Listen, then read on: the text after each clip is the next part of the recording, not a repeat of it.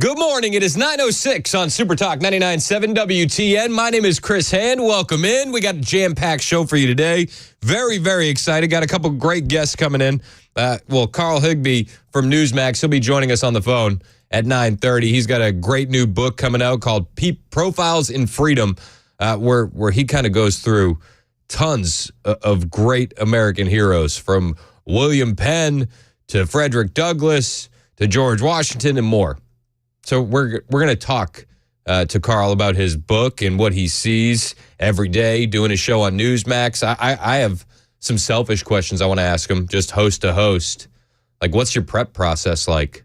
How do you select your stories? I'm interested in that, so I'm going to do that for me. We also have a rapper coming in today who goes by the name Topher. This guy he's unbelievable. He has over 2 million followers on TikTok. He's got, a few 100,000 subscribers on YouTube. And he's done this by producing conservative Christian hip hop, which is fascinating to me. I'm a big fan of Christian hip hop, and I love to see people connect with the culture where the culture is. Topher is one of those guys. He's also an Air Force veteran. He's an author, he's an actor, and he's from Mississippi. He's in Nashville today recording some music, doing some things with some friends, and I said, you want to come by? He said, yeah, I'll come by. So he's going to be at 10 o'clock. Very, very excited about that conversation. Also, big party. The big party is just days away. The debate live at Hop Springs. Brian Wilson's going to be doing a show down there. Myself, Dan Mandis, Matt Murphy, we're going to kick the party into overdrive starting around 6 o'clock. We're going to hang out with you guys and then watch the debate live. Also, just announced yesterday, I don't know if you heard this, if you can't make it out to Hop Springs and you're not near a TV, maybe you're working, maybe you got that third shift, you're going to be able to listen to the debate live on WTN. I don't know how we got around the censors, but we did. We did somehow, which is great because we lucked out. CNN is actually threatening currently YouTube channels that plan to provide commentary during the Trump-Biden debate. And I'm sure you've seen this a lot where you'll see, a reaction style video where they have the debate on low and then the hosts are kind of talking over it. It's funny because this is what me and Murphy originally just talked about possibly doing for the debate. We weren't sure we were going to be able to carry it live. The party got booked, yada, yada, yada, right? But on Monday's episode of Timcast, which Timcast is a YouTube show hosted by Tim Pool, very popular show, great show. They run it every night. I think it's on at like 7 Central, 8 Eastern. Tim Pool revealed that CNN, which is hosting the debate on Thursday, they warned YouTube channels that intend to live stream the debate while providing commentary for viewers that this is not permitted under copyright. Not permitted. They said, confirming that we were offering digital platforms the ability to stream the debate only via CNN YouTube, said a CNN spokesperson to Tim Pool in a message reviewed by the Post Millennial. We are not granting digital entities the right to stream the debate on their own YouTube channels. I hope that helps. It's not going to help any YouTube streamers, but this is what they're doing. You want to give me a little audio? Tim was talking about this last night. I received a message from YouTube last week asking to hop on a phone call to discuss the RNC and the presidential cycle. And I said, sure. I briefly spoke with some individuals at YouTube earlier today who made it clear that CNN reached out and is expressing concern. I don't know the full extent, but making it known that YouTube better contact their news programs over the CNN debate. Now, of course, like all presidential debates, which is the epitome of civic responsibility, it is of civic participation, we will provide live commentary and fact-checking on this presidential debate, as we have done for every other, so long as this show has been around. In a show of good faith, YouTube asked me to reach out to CNN to see if there was anything that they would be looking for in this regard, because apparently they are asking other networks who are doing the exact same thing to abide by certain restrictions. And I said, okay, I'll reach out. To which the immediate response was, something along the lines of confirming we will not allow anyone on YouTube to use this outside of, CNN granting certain platforms, basically saying, you can't do this. Can't do it. No commentary, please. Tim goes on to say, they don't want anyone to break their narrative in real time. And my response immediately was, commentary on presidential debates is the epitome of fair use. Hope that helps. This Thursday will be particularly interesting. I think that news is big. I can't really put that succinctly in 80 characters for a YouTube headline, but this is massive. That CNN is pulling this move. We saw something similar that Fox News had done. Fox had filed several takedowns on various shows, including ours, but they abandoned their copyright claims because this is unquestionably fair use. Yeah, Fox actually, when we were running I don't think we ran them live, but when the RNC debates were happening for the presidential candidate, the ones that Trump decided not to be involved with, we got letters saying you could only use X amount of audio from the debate per hour. You couldn't use it, which is a huge joke because don't you want people to have an informed decision as they go to the ballot box? I would think so. We have two people running for the president of this country, one of them the current president, and we're going to fact check and we're going to comment and we are going to call them out in real time. If we can't do that, if no one else can, then that's severely limiting civic participation, and it's allowing a biased network that in the past has likened Trump to Hitler to control who can and cannot fact check this man. And as we know, with special rules for this debate, they are seeking to control that narrative. And I believe that is exactly why they reached out to YouTube and why YouTube reached out to me, because they don't want anyone to break their narrative. That's the dirty game they're playing. They don't want anyone to break their narrative. Well, the narrative will be broken while we do it live at Hop Springs. There's going to be no CNN censors there where we're going to check IDs at the door. There's going to be no YouTube officials saying you can't have any commentary. It's just going to be us, the 99.7 crew, you guys, and we'll be able to debunk these lies in real time. This is one thing that they never really factored into the internet. The fact that we now have the power to debunk lies in real time. It's changed the game, and they're still trying to get their stranglehold back on that. They had a stranglehold for a while. Julian Assange was a prime example. I said in the cross with Dan, 2012 was like the last normal year on the planet, I feel like. And it was like right around that same time, Julian Assange was making big news with WikiLeaks. Julian Assange was making big news through 2012 with the Afghanistan cables, all the way up to 2016 with the leaked Hillary emails. Julian Assange is a journalist. And today, my friends, Julian Assange is free. This is big news. This is very, very big news. Julian Assange, the WikiLeaks founder, has reached a plea deal to avoid prison in the U.S. WikiLeaks founder Julian Assange has entered into a plea deal for his alleged role in a massive government data breach as part of an agreement with the Justice Department that will allow him to avoid imprisonment. According to documents, Assange is going to plead guilty to one count of conspiring to obtain and disclose information related to the national defense in a federal court in Northern Mariana Islands in a U.S. territory this week. The guilty plea must be approved by a judge. Assange spent 5 years in a British prison fighting extradition to the United States. He previously spent 7 years in the Ecuadorian embassy in London after Swedish authorities went after him on rape allegations. Assange, who's 52, he'll be sentenced to time served of 62 months, the equivalent of the prison time he spent in the United Kingdom. So it's good that Assange is a free man. I hope he gets into politics. He's going back to Australia, and I hope that he keeps going. I hope he doesn't stop. He spent a lot of time on the couch. I mean, between the Ecuadorian embassy and then the 5 years in the UK jail, that's 12 years. Are you kidding? It's insane. It's insane what they've done to him. Robert F. Kennedy commented on Twitter, and he said, Julian Assange struck a plea deal and will go free. I'm overjoyed. He's a generational hero. I agree with that. I think Julian Assange is one of the most important journalists that we have. He says the bad news, though, is that he had to plead guilty to a conspiracy to obtain and disclose national defense info, which means The U.S. security state succeeded in criminalizing journalism and extending their jurisdiction globally to non-citizens.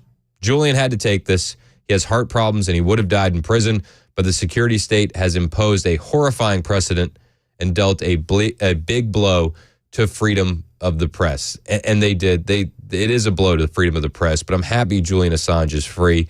There are reasons why they wanted to go after Julian Assange, and it wasn't just the information that he leaked. It was the message that he was spreading. Like this, when he was talking about the goal of the Afghanistan war. Because the goal is not to completely subjugate Afghanistan. The goal is to use Afghanistan to wash money out of the tax bases of the United States, out of the tax bases of European countries, through Afghanistan, and back into the hands of transnational security. That is the goal, i.e. the goal is to have an endless war, not a successful war. The goal was to have an endless war, not a successful war. To wash taxpayer money through Afghanistan and back into the hands of the elites. You can't say stuff like that and gain the amount of power and influence that Julian Assange did and not expect for somebody to go after you for something. That wasn't the only kind of controversial remark he made about foreign governments and our government. He talked about how the U.S. would train up troops to overthrow governments overseas. They don't just go into a country and shoot guns. They go into a country, find allies against the government, train them up, ideologically indoctrinate them, organize them, give them.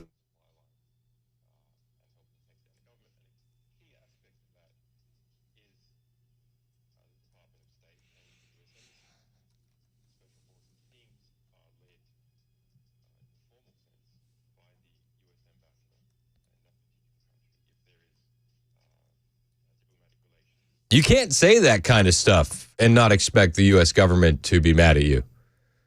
And Julian Assange was one of the first people to attack the media. I know that Trump really brought this mainstream, but Julian Assange was doing it for a long time, and he would criticize the media and the media's power to start wars.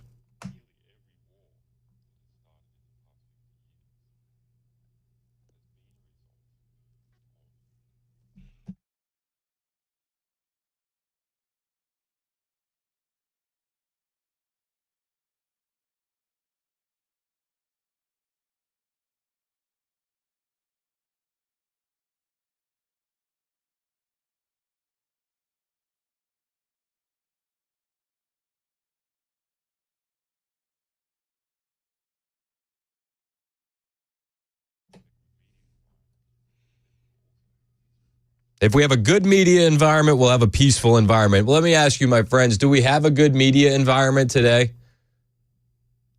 Look around. We don't. And what has that caused us? Well, chaos. Chaos on almost every level. And the war against journalists and thought leaders continues. Alex Jones is going to be forced to liquidate InfoWars. Got to get rid of it. They can't have it. It's not something people want to continue. I made the point during the Cross with the Amigos that, Alex Jones was the beta test for how they deplatform Trump. And they haven't stopped with Alex Jones. Alex Jones is now going to be forced to liquidate InfoWars. It's going to be shut down by a bankruptcy trustee to appease plaintiffs, according to a report. A U.S. bankruptcy court trustee has indicated that he intends to conduct an orderly wind down of the operations of InfoWars and their parent company and its assets liquidated to help pay the $1.5 billion Alex Jones has been ordered to pay in court. If you're on the wrong side of the political spectrum, and you say something mean, well, that's $1.5 billion. However, let me just point out, if you're Anthony Fauci and you spread misinformation and cause death and destruction, there's no fine. There's no fine. Alex Jones didn't kill anyone. He said something mean. He hurt some feelings. Is that worth $1.5 billion? Is this really even about Sandy Hook? I don't think it is. I think it's more about Alex Jones. And the fact that Alex Jones is more infamously associated with the massacre at Sandy Hook than the shooter, Adam Lanza, well, it says everything you need to know about the current state of media. Alex Jones didn't kick down a door. Alex Jones didn't shoot the kids, but I guarantee you, if you were to ask randos on the street who Adam Lanza is, they probably won't know. But if you ask them who Alex Jones is, they'll be like, oh, yeah, that's the guy who said Sandy Hook was fake. Like, that's backwards. That's wrong. And now Alex Jones is having his ability to even make money essentially taken away. Crazy, crazy world we live in. They're going to go after journalists. They will. Alex Jones is one of those guys. Julian Assange is one of those guys. But if you're in the club, if you're a Jake Tapper, you can say that Trump is literally Hitler, and then you get the moderator for the debate on Thursday. It's 9:22 on Super Talk 99.7 WTN. Hey, it's Chris Hand for my friends at Paul Winkler Inc. You know Paul, I know Paul. Actually, I have a meeting with Paul tomorrow that I'm very excited about. See, my wife and I, we work with Paul because we listened to his show before I got my show here. And we learned from Paul before I got my show here. He hosts the Investor Coaching Show Saturdays on WTN from 3 to 6. And he's really a smart guy. And I thought he was a smart guy when I listened to the show. And then after I met him, I realized how smart this guy is. And it's because he spent time studying under an economist who went on to win a Nobel Prize. That's how he got his background and his history in financial planning. That's pretty cool. And he's an avid collector of financial planning designations. He has up to 8 now. So it was an easy choice. When I started working here, I was like, yeah, my wife and I want to work with Paul. His firm is the one I want to work with. And it's because they hold themselves to the highest level of fiduciary status. Because of that, Paul wants me to tell you I get paid when I do these commercials. He wants that honesty and wants that transparency. I like that. Where else do you hear that? But I also like what Paul's team does, or maybe what they don't do. I like that they don't work on commission. I think that's fantastic. I like that they really focus on education, and they're going to educate you every step of the way so you never get that uneasy feeling of blind trust. And with Paul, take it from personal experience. You can ask him the craziest theory question that you can find on the internet. He's going to have an answer for you, and he'll calm you down and break it down so that way you can understand it. But it starts by setting up a 15-minute phone call. I want you to set up your phone call today. Even if you already have a financial planner, make a phone call with Paul and see if Paul can offer you something that the other guys can't. Maybe it's just that peace of mind. That's huge. Go to paulwinkler.com, set up your phone call today. That's paulwinkler.com. The guaranteed offer is the easiest way to sell your home. It's really simple. We bring you an all-cash offer. You close in as little as 21 days. No home inspections, no lock boxes, no open houses. Go to markspain.com to get a guaranteed offer and start packing.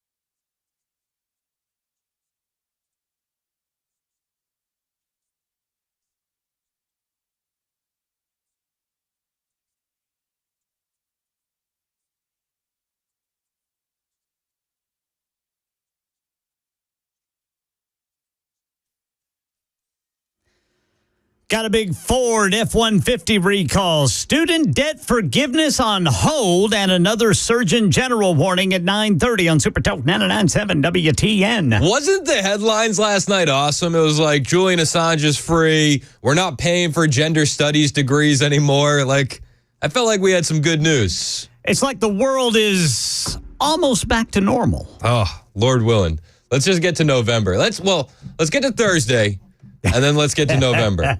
I'm excited. One step at a time. One step at a time. Hop Springs. Hop, H-O-P. I was asked on the Members Nutrition text line, are we saying Hot Springs or Hop Springs? It's Hop Springs in Murfreesboro, Tennessee. That's where we're having our debate watch party Thursday night. We want you there. It's going to be a blast.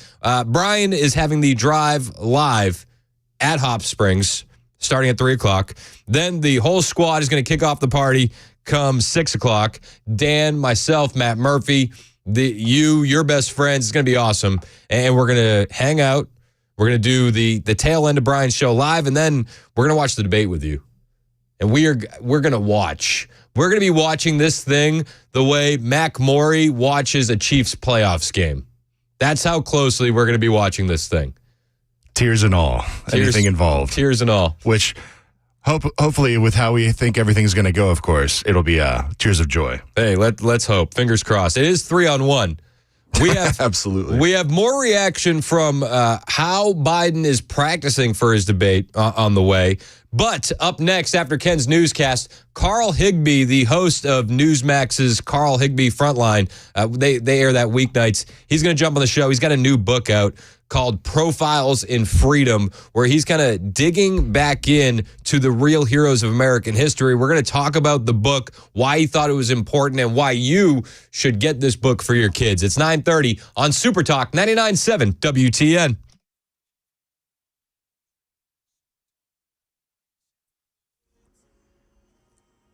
I'm Ken Weaver with your top stories. Full forecast in 2 minutes. Truck recall. Certain Ford F-150 pickup trucks from the 2014 model year could unexpectedly downshift into first gear.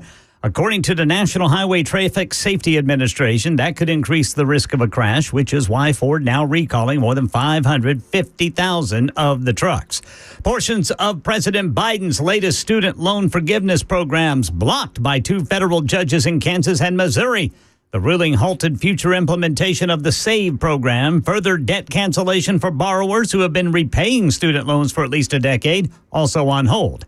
And a warning from the nation's top doctor, Surgeon General Vivek Murthy, on gun violence. Murthy out with an advisory today calling gun violence an urgent public health crisis, saying that gun violence is traumatizing not only to the bodies, but the minds of young people, families, and entire communities. His office says that nearly 6 out of every 10 adults in this country worries on some level that one of their loved ones will become a victim of gun violence. That's the latest news. Weather is next. I'm Ken Weaver, WTN News.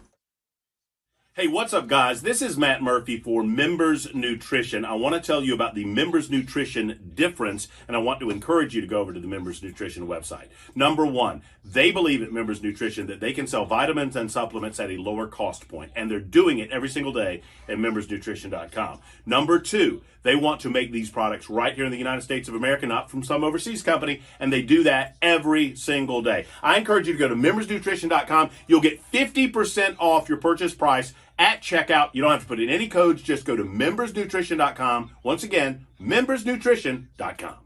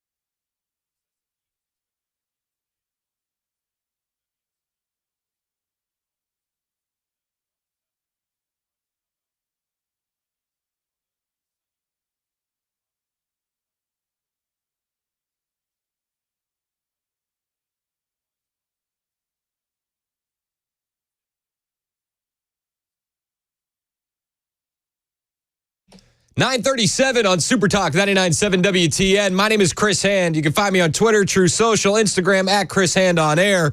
My next guest, you can find him weeknights on Newsmax. He is Carl Higby, the host of Frontline on Newsmax, and he's got a great new book out called Profiles in Freedom: Heroes Who Shaped America.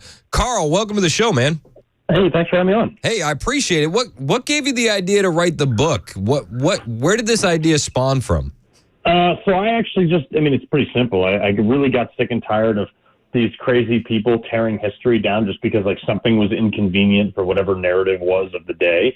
So I was like, let me put some people in here, like good, bad, the ugly, throw them in there so I can read these stories to my kids and just give them a little bit of an education on people who actually like put foot to rear and founded this country. Not to mention, like, going back to even through the 1600s all the way up to present day. Yeah, well, it's funny you say that because, Trump called this a few years back. He's like, well, Thomas Jefferson owned slaves. Are we going to cancel him?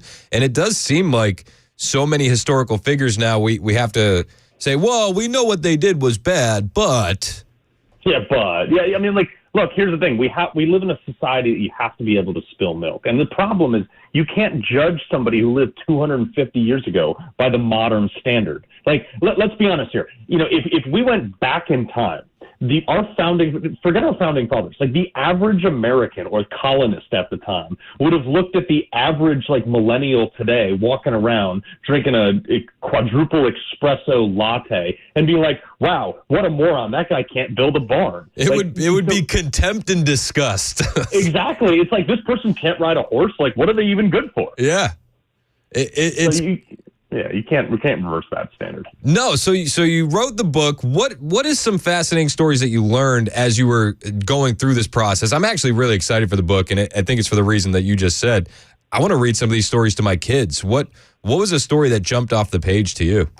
So actually, one of my favorite is like the ultimate, irony screw you story is George Washington. And everybody knows about what he did, but what people don't know is like before the revolution, he was like a very successful, militia member in the colonial army. And all he wanted, he was so dedicated to the crown. All he wanted was a commission in the British Army. That's all he wanted. And he won all these battles. One time, the commanding general got killed, and then he had to take over. He won the battle and goes back. He's like, this is my ticket. He's got the command scarf, the shawl that the commanding general always wears. He brings that back to the representatives of the British Army, and he says, this is it. I'd love to be a commissioned officer. And they were like, nah, you're not really officer material, dude. And he was like, well, screw you. I'm going to go found a nation then. That's unbelievable. Yeah, you didn't make the cut. No, exactly. They kind of regretted that one after they crossed the Delaware on Christmas Eve and killed all of them. But that's where my mind immediately went. It's like, oh, all right, well, I'll see you on Christmas. Yeah, exactly. It was that good. So I don't know, man. There's a lot of stuff in there, like Samuel Colt. Beyond the guns, he founded the modern day assembly line. The same assembly line that was used to like win World War I, win World War II, the assembly line that let us out innovate every single other country. Like these are people that and Carnegie, you can discount them for how horrible they were on labor laws and things like that, but like we would never have explored the other half of the country if it weren't for these people. Yeah, and it seems like people just want to cut these heroes down. Mm-hmm. And negate all the good they did, not just for our country, but for the entire world. Mm-hmm. Yeah, no, it's crazy, man. And just because you don't like somebody because they did something at some point that you thought was bad, it's like, A, get over it. B, we would not be where we are today. Look at Robert Oppenheimer. Okay, this guy, he spent the rest of his life regretting building the atom bomb because he applied a standard of judgment post construction of the atom bomb. But if he hadn't done that, we would probably all be speaking German right now. No, you're absolutely right. We're talking with Carl Higby. He's the host of Newsmax's Carl Higby Frontlines, and he's got a new book out called Profiles in Freedom. And I'm really looking forward to the book. I'm really looking forward to being able to sit down and read some of these stories to my kids. How did that lens shape what you did with the book? I come from an interesting background. Like, I was a Navy SEAL for almost a decade. Thank you for your service. Thank you. And, so I look at things in like a little bit more binary than most people. It's like, someone comes up and is like, oh, I had a bad day today. I was like, oh, word? Was anybody shooting at you? No, shut up. And so, when I write these, this is actually my fourth book. So, when I write these books, I write them as if I'm sitting around a campfire and talking to somebody, having a legit conversation about, with no BS, no fluff. It's just like, this is the way it is. And if you don't like it, that's fine. Like, it's not the book for you. I don't really care. I wrote this because I believe in it, What do you think about the current state of our country and how we get back? Man, so, I mean, the way we get back, it rhymes with Trump, but that's just me. The problem is everybody is the one side of the political aisle, the left, has actually just spent their time looking for something to be mad about. I mean, like, we live in a society that is so good where if you are the poorest American in the world, you have air conditioning, you have a cell phone, you probably have a car, you have all these things. If you're hit by a beer truck, you're taken to the same hospital as I am and given life-saving care, regardless of your economic status. 50% of the world doesn't have clean drinking water, yet here we are complaining about stuff that is completely made up, like your pronouns and stuff like that. You can't have a country that can solve real problems when you're focusing on fake problems.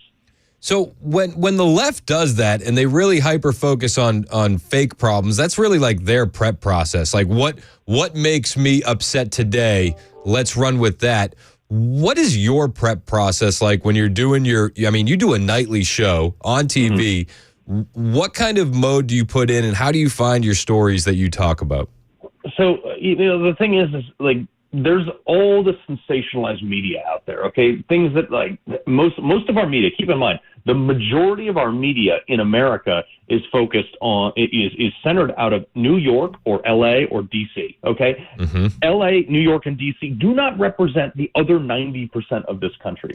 So we try to get the hell out of places like that, and we try to think about, hey, how does this affect Main Street rather than Wall Street? Because it's like, there's a bunch of people out there that I meet. I travel all over the country doing a ton of stuff, and these people are like raising their hand, jumping up and down, being like, this is stupid. This is crazy. Like, will somebody please raise their hand? But no one covers that in the modern media. Like, this Idaho farmer thing. They shut off what they were going to until we raised a whole hoopla on it. They're going to shut off water to farmers, one of which supplied all of the potatoes for McDonald's French fries. It makes no sense. It makes no sense. Without farms, how do we live? Yeah, exactly. And nobody was covering this. And I was like, hey, guys, what? And I'm going to the news desk and I talk to people. They're like, it's not really a story. It's in Idaho. I'm like, yeah, it's going to be a story when, like, every McDonald's starts shutting off French fries and people start wondering why. And people don't talk about this. But if you ask a crazy liberal in New York, where does potatoes come from? They'd say the grocery store.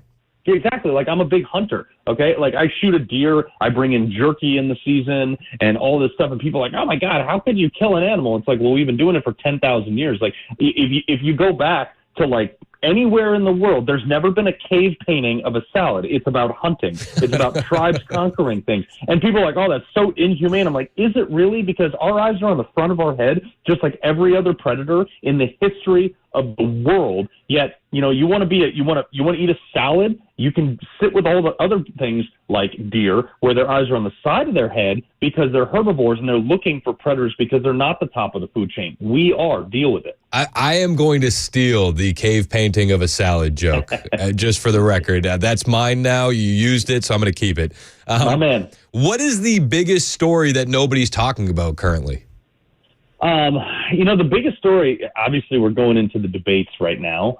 But I think the biggest story, and we covered this actually last night, is that our food in this country is literally killing us. Yes. It's literally killing us. Like, there's like 80 ingredients just that is mainstream, that is actually banned in all of Europe. All of Europe. It blows my mind. I have 4 kids, and me and my wife just went through our house, and we were like, okay, we got to get rid of everything with red dye. Do you know how much stuff has red dye in it? And that's banned in Europe, and they can use beets for the same color.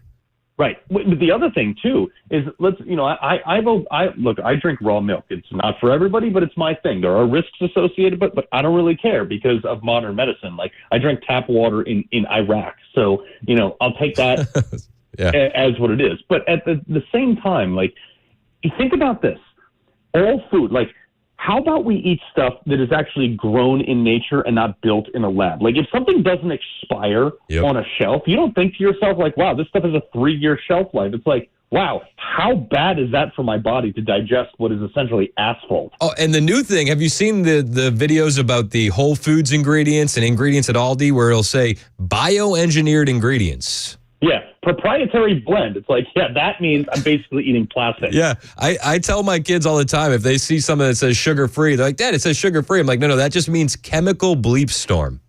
Yeah, exactly. Like Gulf War syndrome was in large part created due to aspartame left in the sun, like fake sugar.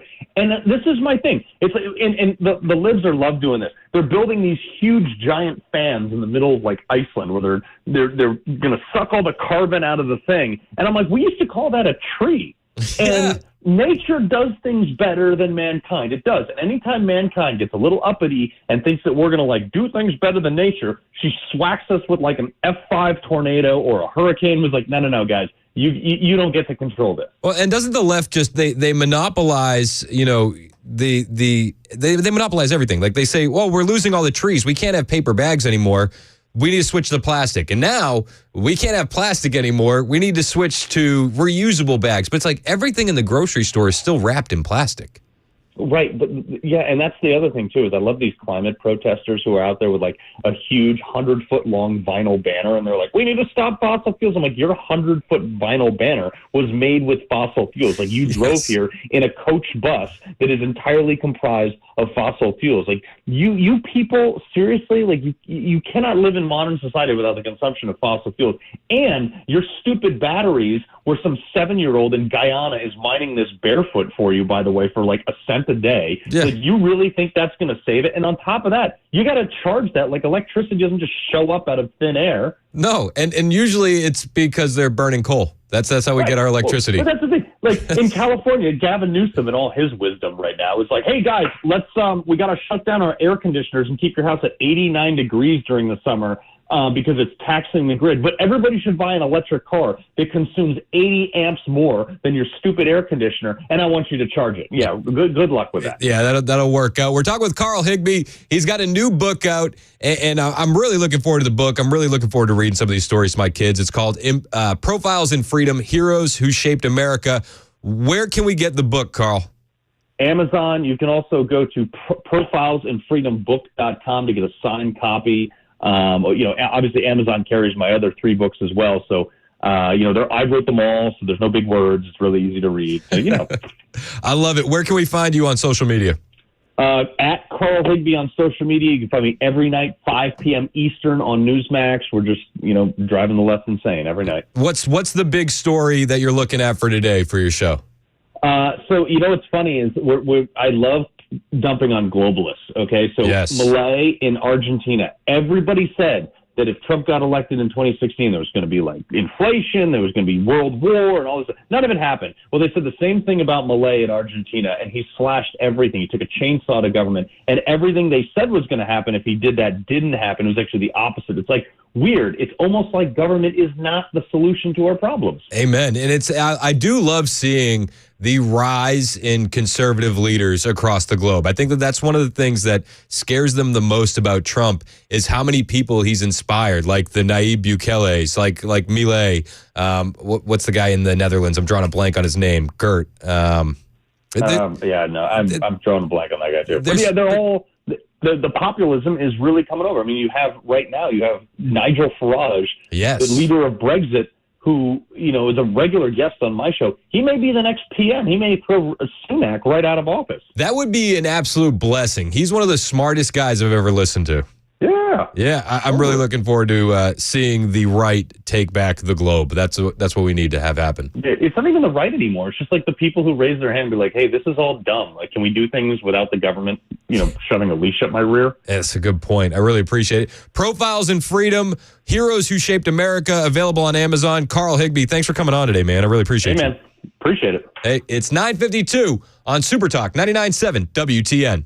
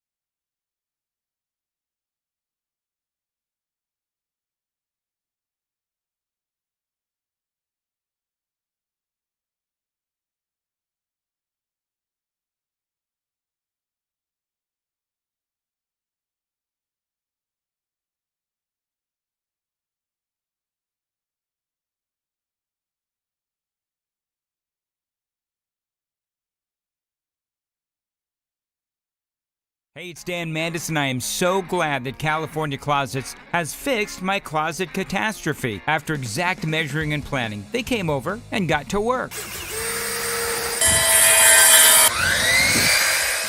Yeah, once it was all plotted out on their 3D CAD system, the pieces are measured, cut, and precisely installed into my space. It was clean, fast, and professional, and above all, my new closets look and function great. Now, this was my dormer, and now this is my new dormer thanks to California Closets. Look at all of this added space for shirts and shoes, you name it, and it is cut so precisely, simply amazing. And my old closet that has now been reborn as the ultimate in style and functionability, making the best use of the space that I had. They can work on just about anything: bedrooms, garages, home offices, closets, pantries, and so much more.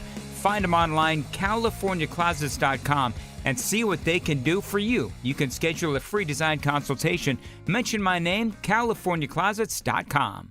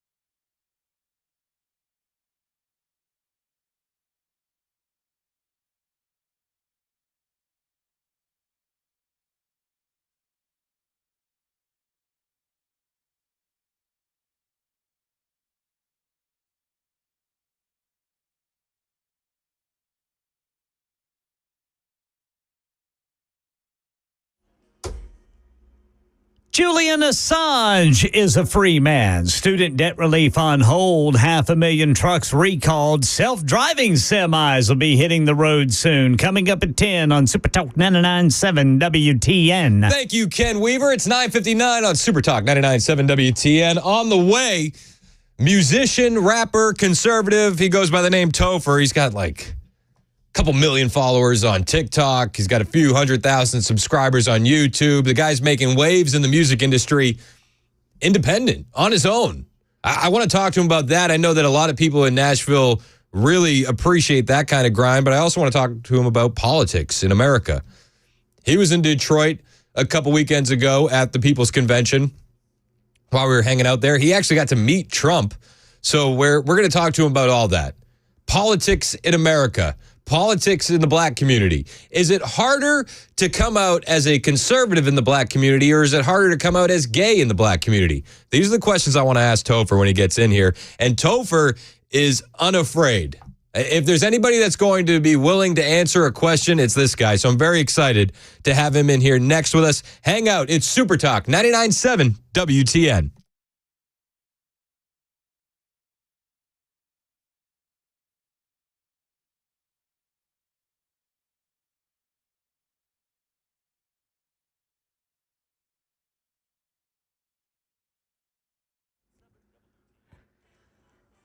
Ten o'clock on the dot. I'm Ken Weaver with your top stories. Full forecast in 2 minutes. Julian Assange, the founder of WikiLeaks, who spent more than a decade in hiding for leaking U.S. government secrets, is now free.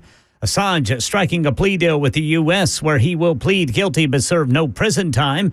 The U.S. charged him with espionage in 2010 after leaking classified documents and materials on his site WikiLeaks. More from Terry Moran, who says that his case also brought into question what it would mean for journalists who uncover government materials. This conviction, this prosecution looks different today than it did when it was originally launched. Of course, the divulgence of classified information, very important, but the press freedom issues also were weighing heavily on the United States. They didn't necessarily want to go to trial with this. Portions of President Biden's latest student loan forgiveness programs blocked by two federal judges in Kansas and Missouri, the ruling halting future implementation of the SAVE program.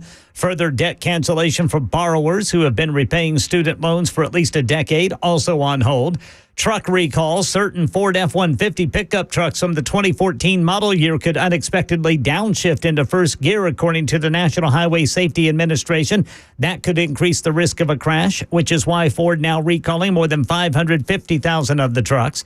And some self-driving semi-trucks are going to be hitting the road for Uber after a 3-year pilot program. Mike Dubusky with more. Uber is hitching its wagon to a self-driving big rig company called Aurora. The goal is to use the autonomous trucks as part of the company's Uber Freight operation between Houston and Dallas. Uber has a rocky history with autonomous vehicles. In 2018, a self-driving Uber test vehicle struck and killed a pedestrian. In 2020, the company was involved in a protracted legal battle with Waymo, Google's self-driving car division, over the alleged theft of trade secrets. That is the latest news. Weather is next. I'm Ken Weaver, WTN News.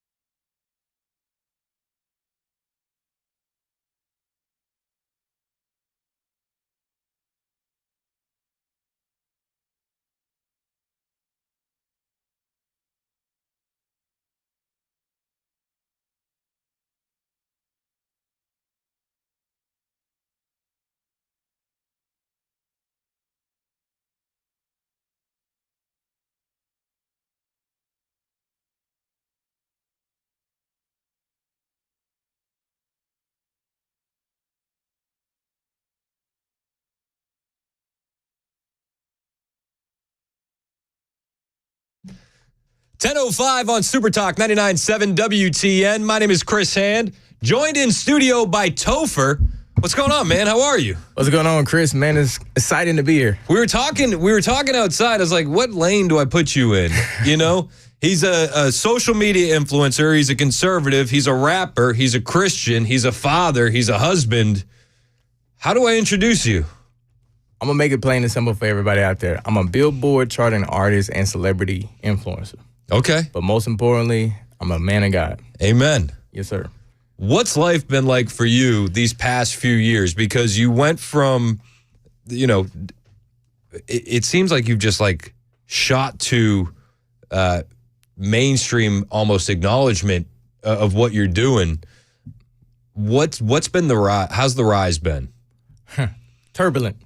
Because, you know, why I'm rising to mainstream media is because of my tenacity to not kowtow to anybody else's opinion, but to really put my hand to the plow and dig deep into what I believe. And that has caused me to lose friendships. That has caused me to lose relationships and possible, you know, collaborations and financial opportunities. But overall, I'm happy. I can go to bed at peace at night because I know that I'm standing on what I truly believe. And that's what I like to encourage others to do. As they see my success and my rise, they're inspired to know that they can do the same thing and come out on top as well. So how did you do it? And when did you make the decision to switch to this lane of music, which is like conservative Christian hip hop? Around 2019, 2020. So Bryson Gray, shout out to my man Bryson. He's from Murfreesboro. He lives in Murfreesboro. He's a local guy. We like Bryson. Yeah, we meet up for lunch after this. So at Hattie B's. All right, bet. So Bryson did the MAGA challenge back in late 2019. And, you know, he was probably the most prominent person at the time that was artist and wearing the MAGA hat. You know, most people know him from the jumbo MAGA hat. And I was like, man, I really like this dude. And I was like, I wish I can be more vocal about my stance as well, because I voted for Trump back in 2016. It's not something I just hopped on. And I was in the military at that time, so it was kind of cool to get to serve my last year underneath President Trump. But when I saw that, I joined the MAGA Challenge, and from then we did the song 2020. Yep. That went really well. And then I said, you know, I noticed that music has been the heartbeat behind so many movements throughout the centuries. Matter of fact, I said, we haven't seen that on the conservative side, you know? So I wanted to start to create music that would encourage others as they face vitriol, as they face the attacks from those who don't agree with them, that there are others out there that agree, and we are wholeheartedly 1,000% behind them. When you see musicians take a political stance, almost every time it's for the left. Right. So like I'm trying to think of like another rapper that's in the same lane that I would put you in the same lane as, especially politics wise, and Bryson as well. But like a guy like Killer Mike, he gets celebrated on the left for what he does, but it doesn't seem like conservatives champion what you guys are doing quite as much. Do you feel like you don't get as much acknowledgement in this arena? Oh, absolutely. We talk about it all the time. You know, but I will say that I'm starting to see a change. Because one thing we have failed on the right side for so many years is the culture war. Yeah.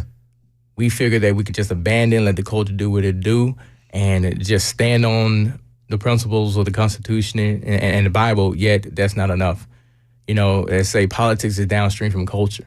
So if we truly want to affect politics and have a long-lasting impact, then we must get into the culture. And they're starting to see that whether we like it or not, country artists aren't the heartbeat of the culture anymore. It's hip-hop. Yeah. Hip-hop is the number one genre in America, and mainly across the world. So while we have the opportunity to have so many talented artists such as myself, Bryson, Tyson, the Marine rapper D-Cure, you can name them all. Yeah. You know, shout out to Forgiato, all my DVS, everybody. You know, it's a whole slew of us that if we would just put money behind us, get us to the stages, people resonate with our music. I just got back from a father and son fishing trip, and my second cousin, who I really didn't grow up with, but I know of him, he came up to me and said, man, I love your music. Yeah. He's a black young man. He said, I love your music. All the music I was hearing was trash, but I fell in love with you, Bryson, and everybody else. And it's like, this is the impact we're talking. Now we're changing culture. Well, and changing culture is so important because it seems like it's been backwards for a long time, and especially in the black community. And I know you can speak to this, the way that Cardi B is a role model. Right. You know, selling drugs is what we need to aspire to do. Mm-hmm. And then you see young kids that they buy into this lifestyle like that rapper Fulio. Right. He buys into this lifestyle and he winds up dead. Yeah. But you got to meet these kids where they're at. And that's what artists like you are doing, Marcus Rogers is doing, Tyson James is doing. And I love that because you're meeting them where they're at. What kind of positive ripple effect have you seen from that? Well, I've seen more people just within my personal experience. My nephew, Stefano, I can name him, but him just being around me, following me, coming to see who I shake hands with, and listening to the things I listen to. It's hard for people to deny the results when they see my life. It's like, well, clearly it got to be something to the two-parent household. His kids are excelling in school. Yeah. Clearly there's got to be something to a monogamous relationship because clearly, the love is strong. Yeah. Clearly there's got to be something to this self-independency, reliance, limit, everything else that we stand for because he's more successful than everybody that's talking blue. So as I heard somebody say one time, you'll never meet a broke Republican, black Republican. And I believe that's true because we think logically and we see what happens is everyone's looking for solutions, but in a broken world, all we got are trade-offs. We're never going to find solutions to most of the issues that we have. So our best bet is to try to find the best trade-off because trying to solve one problem is going to create another problem. And I just want us to make the best decision with everything we have with the resources. So growing up in Kilmichael, Mississippi, I understand from a single-parent household, growing up in poverty, and for lack of better words, not the best education, but to go out into the world and actually compete at a high level against any arena, whether it's military, physically, or even musically, and actually succeed, it shows me that I'm more limited by my mind than my environment. And it seems like that's the case, that it's really like the mind is a prison. And what do we do to wake people up and get them out of that mentality? One, be the example. Show them by hard work and due diligence and education and discipline. I heard Mark Robinson, shout out to Governor Mark Robinson, say recently, he said, we got our own DEI. Discipline, excellency, and intelligence. I love it. And if we can get those three back into the community, into our people and culture, then we will see that shift. So, one, be the example, and two, expose them to something else. Sometimes you don't know what's available to you until you're exposed to it. I mean, even God in the Bible, when he wanted someone to go to the next level, he would expose them first. It's like, so that this is attainable. And that's why I like to do in my walk, I like to expose people to different ideas. I know you might not agree the first time. That's fine. Yeah. And you may have some resistance, and that's typical when you're dealing with cognitive dissonance. But to know that there is another option out there is the most important thing, because so many people, it says, where there's no vision, the people perish. So if people can envision themselves doing anything else or envision them having another option, then they go all in and end up destroying themselves in the process because they feel like there's no out. But you have to know there is always another way. I love it, man. And it seems like you guys are creating this new arena of, I like to think of it as like conscious rap 2.0. You know what I mean? Where we had conscious rap back in the day. We had like the KRS-Ones and like the Fight the Power. And then somehow hip hop got changed into gangster rap. Mm-hmm. And people have their theories about backroom meetings and privatized prisons and that kind of pipeline. How do we shift it back to make it more profitable for conscious rap 2.0 so that way more artists want to do this kind of music as opposed to the get money quick record label deal and tours and all that? Well, we got to teach people patience, because even if we're not talking specifically the labels, but it's the money they throw at you first and you got it instantly. It's the instant fame. It's the instant wealth versus the wealth that's accumulated over time, the fame that's accumulated over time. If we teach people that you can get to the same place without sacrificing your morals, without sacrificing your own beliefs, then they'll get there. And that's why I want to tell people, it's like, I've been doing music for over 20 years. I started writing when I was 10 years old. It wasn't until I was 29, 30 that I started to get some recognition. It took you 20 years to be an overnight success. Right. And then once you get there, you stay there because you understand the climb. And I think many people miss out on that experience. The Bible says, yea, that I walk with you through the valley of death. Right? He says, I walk through the valley of death, meaning that I didn't sprint. I'm walking. And when you're walking, you get to take in everything that's going on. And I feel like we've missed that because if you don't see everything that it takes for you to get there, then when you get there, you become, I won't say lackadaisious, or you don't have the same resolve as somebody that had to fight to get it. So now that I understand what it means and how hard it is to get there, not only am I more successful, I'm more able to help so many other people because of the money I'm not spending on big labels, or the money that I'm spending on managers and things like that. Like, I don't have a manager. Now, if somebody's out there that can make some opportunities happen, let me know. But this is the market to drop that. This is the market to drop it. But for a person with over 100 million streams across also music platforms and YouTube and everything, it's a blessing. Well, how do you reach those heights without the label? What's that grind like? Like from inception to where you are today?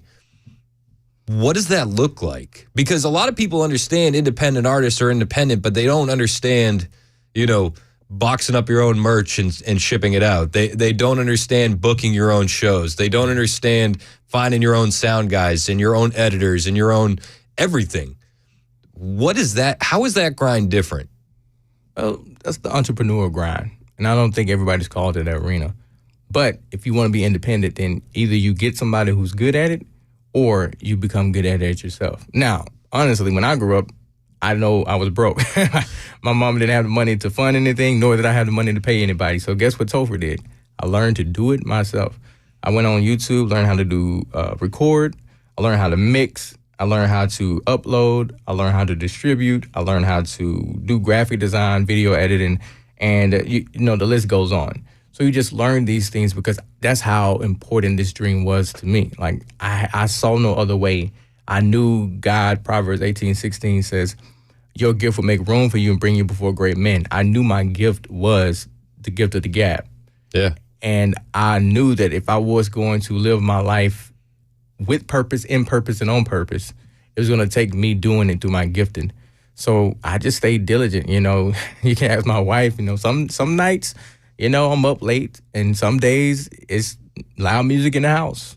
But, I look over my life and look past the years, it's worth it because so many people come up to me and say, man, if it wasn't for your song, The Patriot, then I don't know what I would have did during 2020 or 2021. It was your song. I remember Terry Crews reposted my song and used it when he was going through his time, for speaking out against BLM, and to see him be empowered from listening to it, it makes it all worth it. What do you see? What do you think when you look at your hard work and you look at your success and you look at where you've been and where you're going? What do you see when the left tells you you're a victim? How does that make you feel when they essentially say you're less than and we're going to help you out? Well, I call it the soft bigotry of low expectations runs rampant on the left side. And unfortunately, that's not even the part that upsets me. It's the part where they say, because I don't want their help, now I must have sold out to something else because obviously I'm incapable of standing on my own 2 feet. I think that hurts more than just them feeling the need to always come in and save me. When I grew up, I learned a very hard lesson regarding policies, and that's what started my whole questioning journey. And that was when my mama was hit across the chin with a 2x4 from a boyfriend at the time, who was black, not white. And we called the police. Police took about an hour to get there. Hour to get there is based on Democrat policies, not Republican policies, not conservative policies. And we didn't have guns. My mom didn't have a gun. She had no way to defend herself. So everything that I'm looking at, I'm like, all this could have been resolved much faster if there were better policies in place. So I was like, okay, so what's really keeping us here? I said, Mom, why you never got remarried? Then I realized she never got remarried because if you get remarried, you no longer get food stamps. So we grew up with the idea that we literally had to depend on the government. And I didn't like what I received from the government.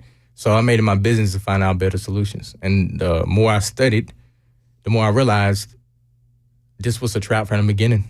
You know, Lyndon B. Johnson specifically said, I have these black people voting Democrat for the next 200 years after he passed the Civil Rights Acts. But once again, I try to tell people, like, it was a Republican that passed it in the Congress.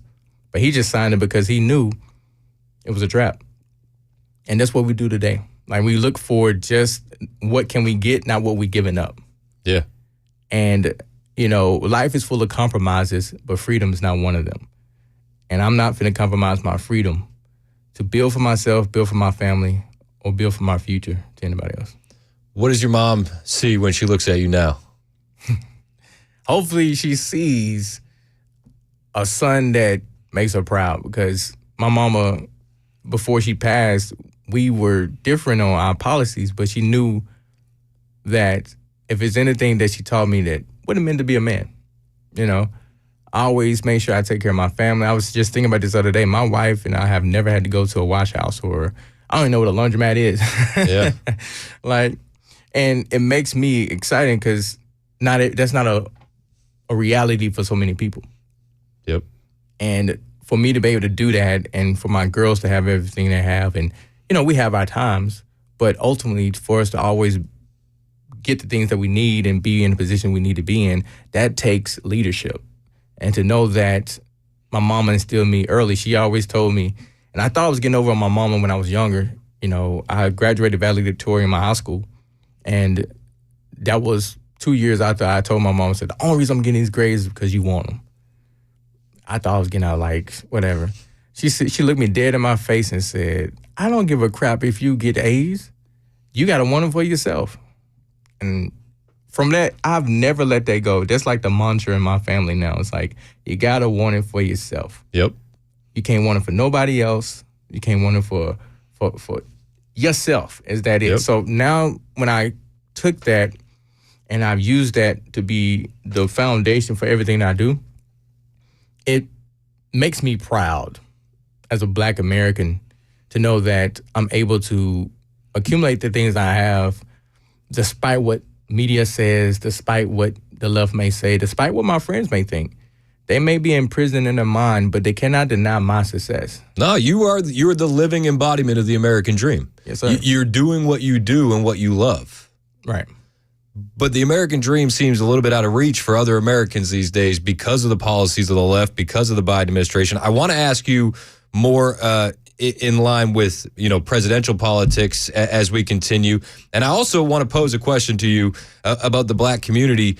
Is it harder to come out as a conservative, or is it harder to come out as gay in the Black community today? And I'll get the answer from you on the other side of the break. It's 1024 on Super Talk 99.7 WTN.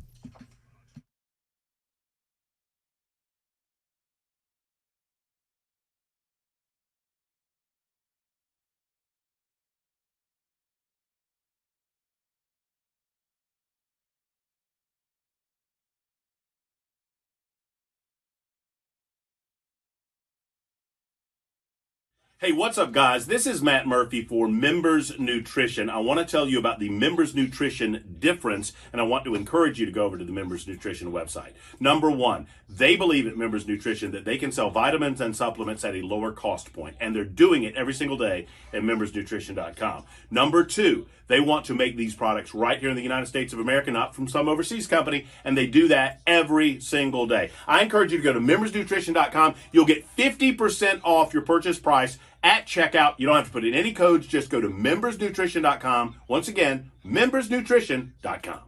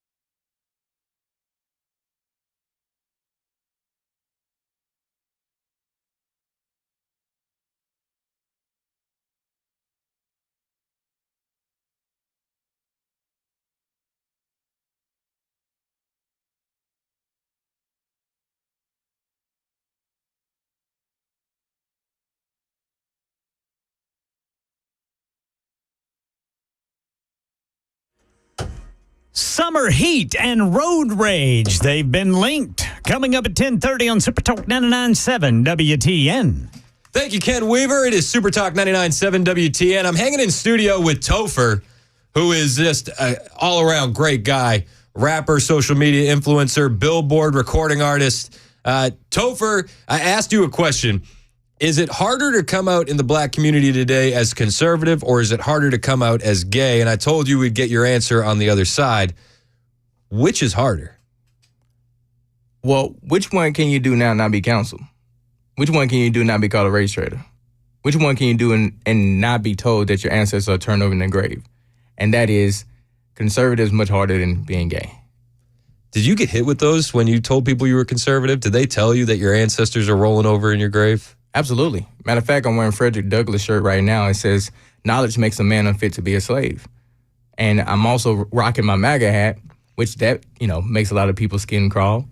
But I posted that picture, or actually I posted a picture of me rocking a hat in the Uncle Tom book, Uncle Tom's Cabin by Harriet Beecher Stowe. Yep. And that picture went viral on Facebook, and all you see is black people coming and saying, man, your ancestors are upset, you don't understand. I'm like, did y'all actually read the sentiment of our forefathers? Because if you understood what they were saying, because how do you reconcile this, Chris? Frederick Douglass, who fought to free himself twice. Yeah. When he was addressing, it was the What to the Slave is July 4th. In that speech, he said, the Constitution is not a pro-slavery document. It is a glorious liberation document. How do you reconcile that with the rhetoric we hear today from black people regarding the Constitution? When it's coming from a person who helped liberate us, who went through it, but stands by it. So when people get mad at me for not trying to do anything to the Constitution and accepting for what it is, it's because I'm listening to our ancestors that you're saying would be upset with me.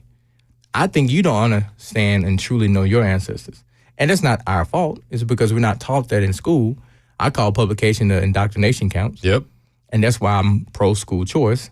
And if you look at who's against school choice, it's Democrats.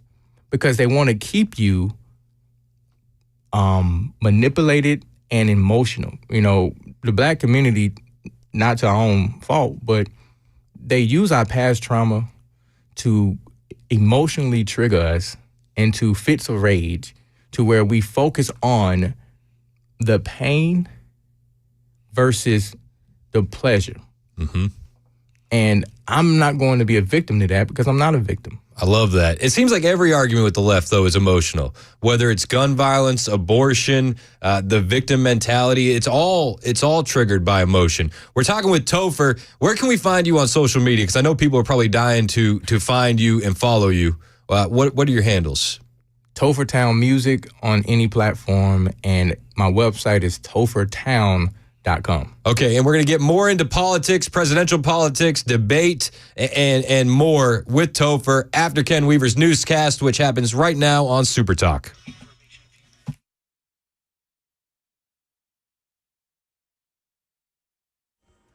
I'm Ken Weaver with your top stories. Got the full forecast in 2 minutes. I can tell you it's going to be hot. And on that subject, summer heat and road rage, researchers say they found the two are linked.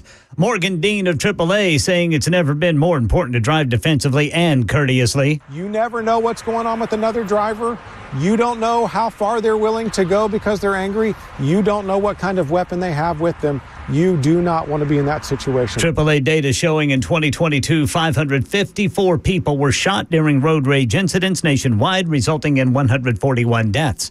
And the end of this week will mark the kickoff to the 4th of July travel period. Driving may cost less than it did last year.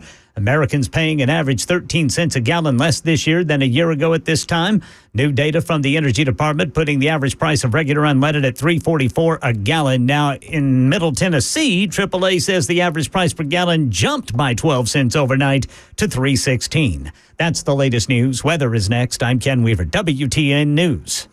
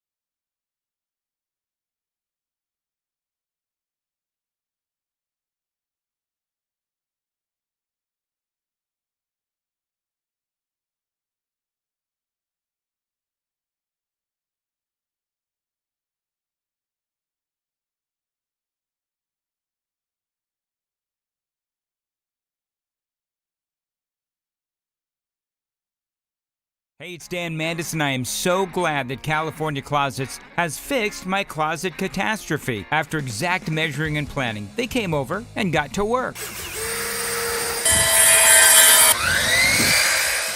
Yeah, once it was all plotted out on their 3D CAD system, the pieces are measured, cut, and precisely installed into my space. It was clean, fast, and professional, and above all, my new closets look and function great. Now, this was my dormer, and now this is my new dormer thanks to California Closets. Look at all of this added space for shirts and shoes, you name it, and it is cut so precisely, simply amazing. And my old closet that has now been reborn as the ultimate in style and functionability, making the best use of the space that I had. They can work on just about anything: bedrooms, garages, home offices, closets, pantries, and so much more. Find them online, CaliforniaClosets.com, and see what they can do for you. You can schedule a free design consultation. Mention my name, CaliforniaClosets.com.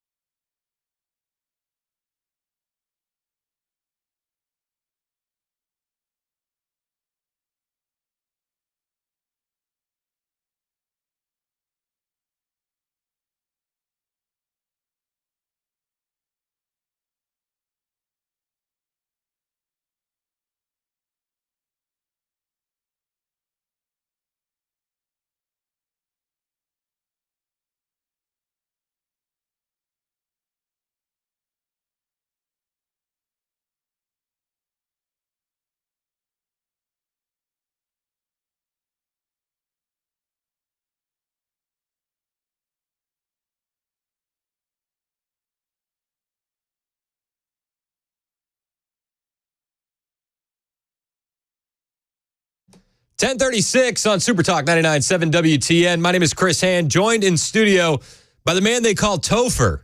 He is a Billboard recording artist. He's a conservative. He's a rapper.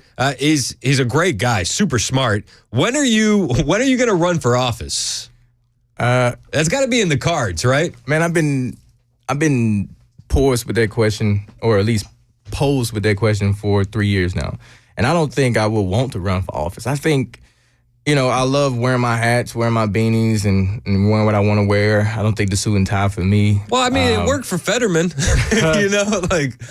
with best dressed. Yeah. I guess, and if you don't have any standards, if they didn't have double standards, they have no standards at all. Yeah, exactly. But I don't want to be confined to the office. I want to inspire those who can go and do those type of things. I just don't feel like that's my assignment where God is leading me to. So I'm going to go out here to the people. What do you feel like your assignment is today? Today is, the main thing is reconciliation between the races. And I do that by being and going against everything people think is taboo. They think you can't be a Trump supporter if you're black. They think you can't go hang out with white people that are all racist. So I go hang out with them. And I feel like because of that, some people don't agree with my stances. But when you hang around people and you see them and you get to know them, a lot of what we think are just stereotypes that have developed from ignorance. And when you really get to know them, we all just want the same thing. We want to be left alone. We want the ability to make enough money to take care of our family and kids. Yep. And we want to be able to go to church and worship whoever we want to worship. Yeah. It's pretty easy, right? Yeah. What do you think happened with race relations in America? Because we're both kids of the 90s, right? Mm-hmm. Both 80s babies, where you might have been born in early 90s. 91. Yeah. I'm 88, so we're close enough. But it seemed like, at least, I don't know, tell me if I'm wrong, race relations were in a really, really good place in this country. Yeah. Right up into the point where we elected a black president. Mm-hmm. The majority of the country voted for a black president. And then it seemed to all fall apart. Why do you think that happened, and how? Well, I believe when things start to get removed and solutions start to be found, people start to lose power. And with that lingering over so many people's heads, they decided to stir things back up. No, we got to find something else to fight about. You know, they went from fighting for women's rights, and then when that was solution, when they found a solution in that, it was like, okay, we need equal rights. And then they went from equal rights to, okay, we need something for the black people. Okay, black people doing great. Okay, about gay people. We need something for the gay people. Now it's transgenderism. You know, they keep finding someone they can appoint a victim. That way they can keep the narrative going. And the problem is, and I'm seeing this we're finna get into the pedos now, right? Yeah. From that's the next step. Minor attracted persons. Minor attracted person. MAPS, if you will. But it seemed like, at least with my view on the slippery slope from gay marriage to where we are today, is that there were a whole lot of nonprofits whose CEOs were making $250,000 a year fighting for equal rights in marriage. And that money dried up when the cause was no longer there. So they had to go find the next disadvantaged group, right, and champion them to keep the money flowing. It always seemed like a money thing to me. Money trail, BLM, the whole movement, follow the money, made all the money, and then what they do? End up buying mansions, exploiting it, living lavish lives, no policy change. Well, no, they built all those schools and playgrounds in disadvantaged neighborhoods, right? I think that was the goal.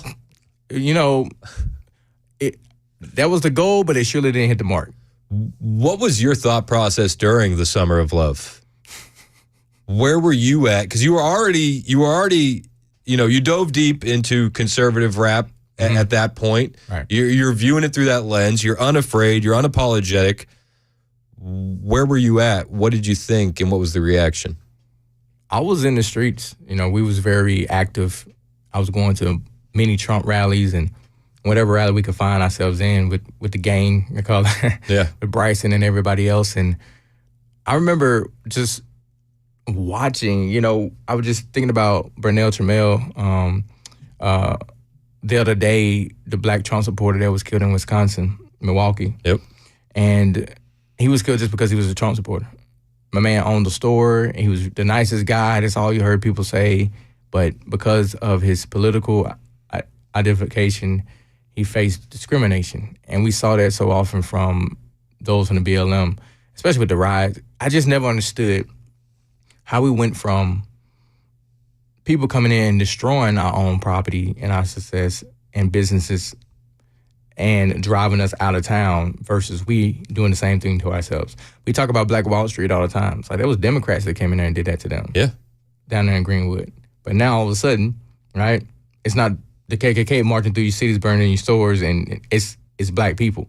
Your own black people are coming in, burning your stores, punching you in the face, being violent, and then when the businesses move, they blame the businesses for being racist and calling it white flight. It's like, no, nobody wants to be around degenerate behavior. White, black, Hispanic, whatever.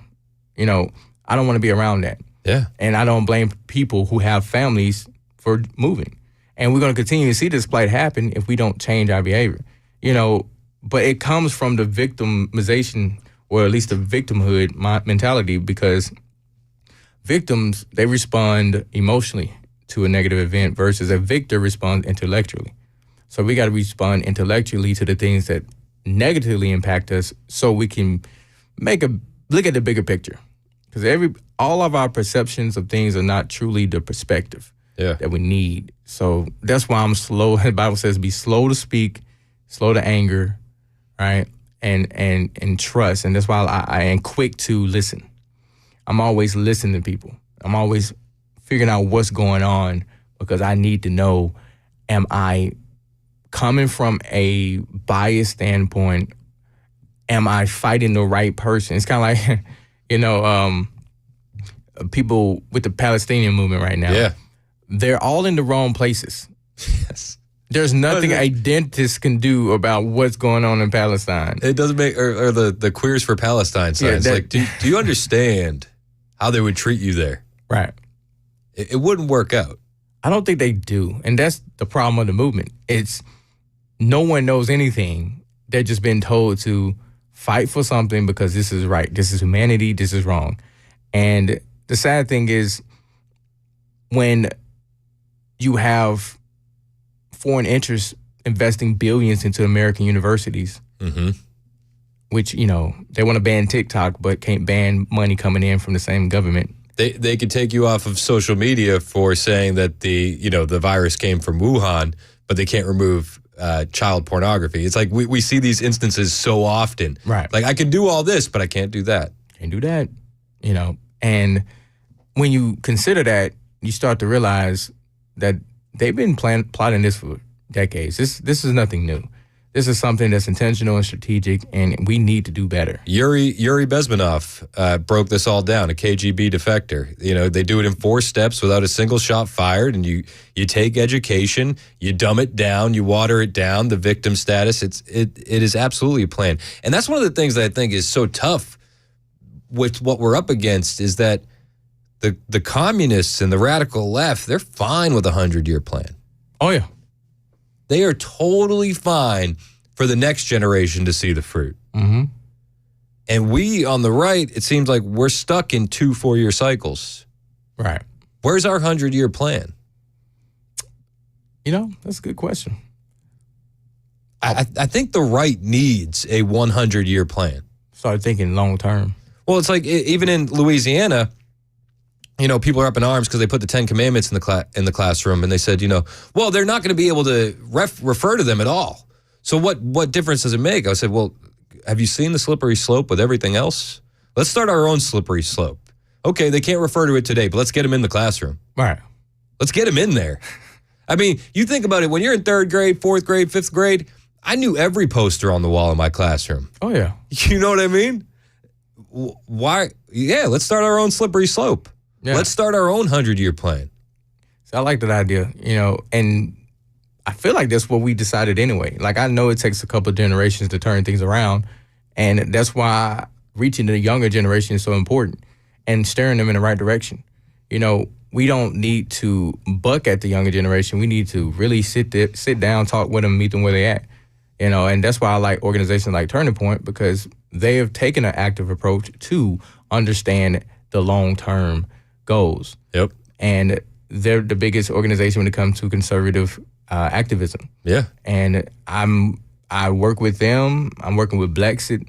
Blexit is doing the same thing. It's the largest. We've had Pierre Wilson on the show from Blexit. So what are you doing with Blexit? Blexit right now, I'm more of a contributor. Okay. So I go out, and espouse the same beliefs that we all hold near dear anyway, which is school choice, criminal justice reform, entrepreneurship, and history education. It's hard to know where you're headed if you don't know where you've been. Yep. And Blexit is a play off of Brexit. It's about the black exit from the Democrat Party. Do you think that the polling is correct? Or is it underestimated or overestimated when it comes to the black community and conservatives and specifically Trump? I believe the polling is correct, but the controlling is not. We underestimate how much control people have over someone actually going in and doing what they said they believe. I made a video recently. It's not easy coming out and saying that you want to vote for a Republican president.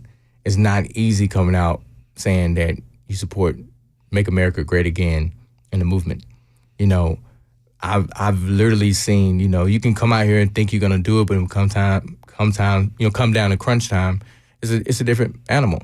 Me and my wife had the same thing. So I was in, music radio, a lot of leftists. She worked for Capitol Records for like a decade. And it was like, okay, during COVID, she's like, hey, please, I don't want to get in trouble. We don't want to get fired. We have 4 kids. It's like at a certain point we had the conversation, like, we got to take the gloves off and go. Like, it's time. We're like, that job be damned, and what do they stand for anyway? Right. Are we gonna make our money off Sam Smith, or should we, go do something better for ourselves and fight for what we believe in? And you met Trump a couple weekends ago, correct? Correct. What was that interaction like? Well, I was waiting for him to call me a pejorative or something like that. I was waiting for him to say boy, something like that. But none of that happened, man. I walked up to Trump and... Shocker. Right? Yeah. It's like, first of all, I was just want to say Trump looked so young and healthy. Like, obviously he's got more in shape since his presidency. But man, he looked way more healthier than I've ever seen him in person. And he shook my hand, patted me on my shoulder, and shook my hand again. You know, he was in there having a good time, talking to everybody. He took time to sign stuff. Now, I mean, you're a pretty big guy. Did you do the muscle? Did he pull you in the way everybody says he does? He did. Well, you know what? I think we just shook it. Okay, okay. He gave me the stare down, though. Okay, you know, he look you in the eye, like mano a mano. He gave me the mano a mano shake, and I was just, man, that's amazing. You know, when I was in the military, it's so many of my brothers and sisters who served that we do not get to meet our president, you know, who's the military chief, right? Who leads the forces. We don't get to meet him. So for me to finally meet a president after doing 6 years in active duty Air Force, it was just like awesome. And I'm glad it was him because, like I said, I've been voting for him in 2016, 2020, and I'm voting for him in 2024, no matter what anybody say, because I'm telling them we can sit here and have a good debate about the policies. And I get this question as far as, why are you voting Republican? Because Republicans aren't doing nothing for black people. I'm like, good. They think I'm voting Republican because I'm looking for something from the Republican Party. I'm saying, no. I said, I'm on the same wavelength as Frederick Douglass. When the slaves were freed and they was convening to figure out what should they do with them, his sentiment was absolutely nothing. Do nothing with the Negro. We've seen what you have done and we don't like it. We've seen how the government gets in Tuskegee experiments, everything else. We've seen them. Yep. We've seen what happens when you put fathers out of the household, making our women marry the government. We've seen this happen. We don't like the results. So I want you out of my way. That's why I'm voting Republican, because they're pushing for the government to get out of my way. Democrats are pushing for the government to get more in your way, for them to get more control. And it's not going, because they said the cure for democracy is more democracy. Meaning that we're just going to keep passing legislation and the government is going to keep getting more power. Yep. And it's just going to keep going down this infinite tunnel of eventually America falling to its demise, and I don't want that to happen. So that's why I try to show people, really study, and if you want to debate, but go back and listen to what they said. Booker T. Washington, all these, they were not victims. No. They were proud men. They were able to separate the good from the bad, as they say, eat the meat, spit out the bones. Yeah. They were very distinguished men, and they had pride in themselves, pride in their God. And they stood toe-to-toe with the best of them. They believed in entrepreneurship. That's why Tuskegee University and all that stuff was started. And we see that. Like, there's nothing wrong with entrepreneurship, nothing wrong with education. It's just that our dependency upon the government is our poison. Amen. Topher is in studio. Where can people find you one more time, man? I know a lot of people are probably really interested to get to know you more. You can find me on social media at Tophertown Music. And you can follow me along on my website as well at tophertown.com. And listen, if you want to be cool with your kids, play them some Topher. Yeah, you got it. Definitely play I Feel Good. You know, that to me is the song that seems to get the kids up and jumping. That's the latest. I Feel Good. I feel good. Go check that out. Tophertown Music on all platforms. Topher, thanks so much for coming in, man. You are always welcome here anytime you're in Nashville. Appreciate it, Chris. Appreciate you, man. It's 10:53 on Super Talk 99.7 WTN. Dude, thank you. Yes, sir.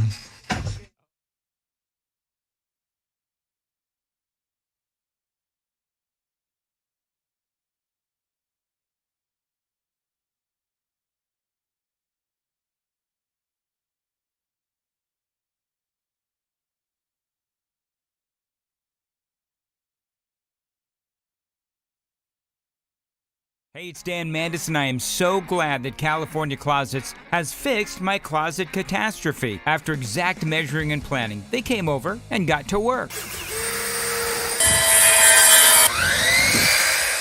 Yeah, once it was all plotted out on their 3D CAD system, the pieces are measured, cut, and precisely installed into my space. It was clean, fast, and professional, and above all, my new closets look and function great. Now, this was my dormer, and now this is my new dormer thanks to California Closets. Look at all of this added space for shirts and shoes, you name it, and it is cut so precisely, simply amazing. And my old closet that has now been reborn as the ultimate in style and functionality, making the best use of the space that I had. They can work on just about anything: bedrooms, garages, home offices, closets, pantries, and so much more.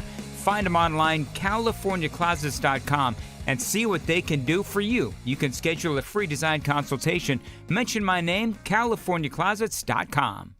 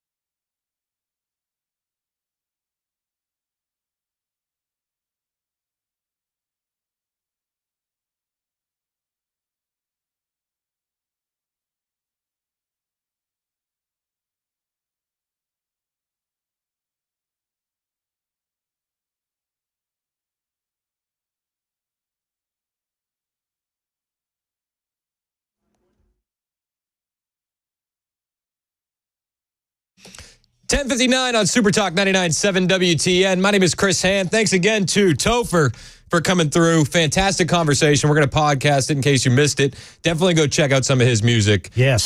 Super, super nice guy. Good musician, too, dude. I know. Ken listens to the music. Ken's a big fan. Yeah. I mean, this is so interesting because I just recently started delving into Christian rap. And I'm telling you, dude, it's as good as what a lot of people would think rap is, the mainstream rap. It's just as good or better. 100%. The musicians are just as talented, and they really have the same story. You're absolutely right. And we were talking off the air, me and Topher, it's like, hip-hop used to be about coming from nothing and then a success story. Yes.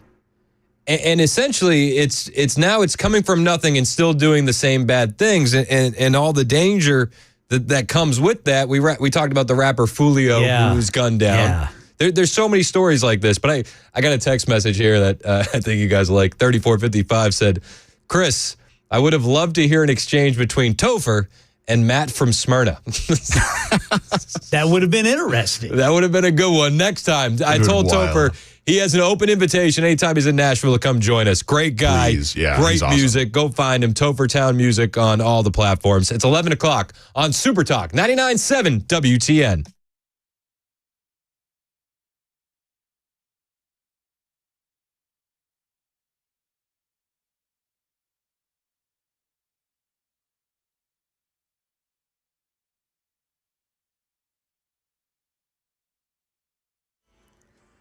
Eleven o'clock on the dot. I'm Ken Weaver with your top stories. Full forecast coming up in 2 minutes. Student debt relief is on hold. Here's Stephen Portnoy. Two separate federal judges, one in Missouri, the other in Kansas, issued nearly simultaneous rulings, temporarily blocking the Biden administration from moving forward with plans to lower loan repayments or cancel debt altogether.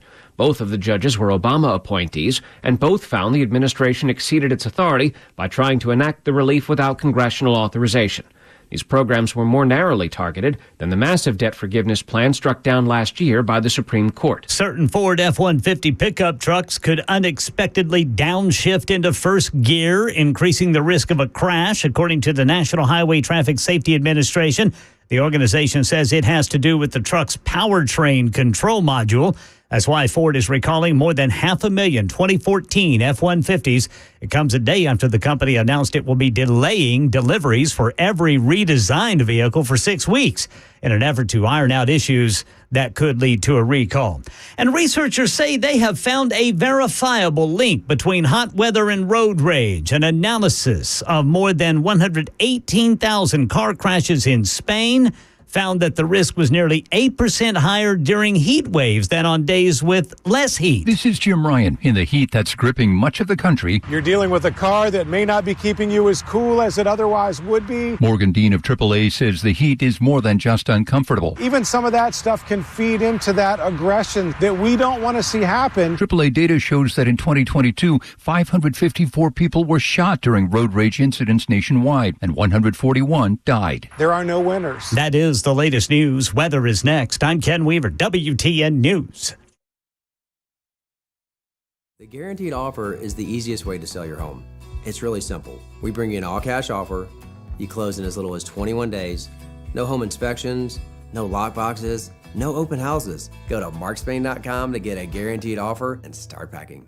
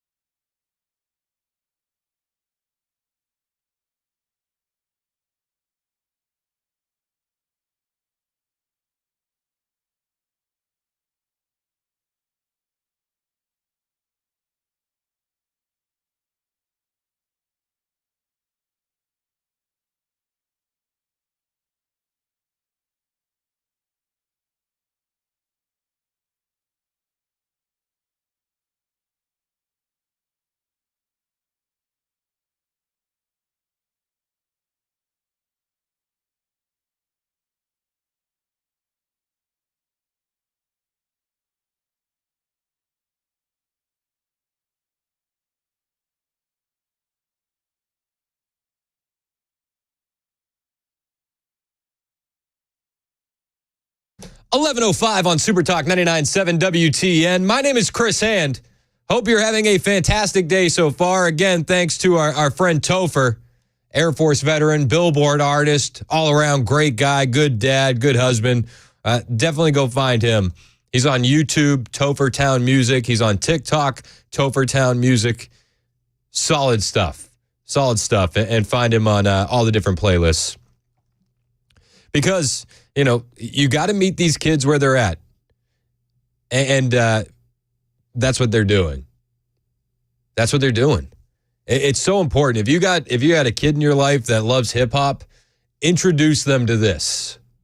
There's this new genre with guys like Topher and Bryson Gray and Tyson James and Marcus Rogers.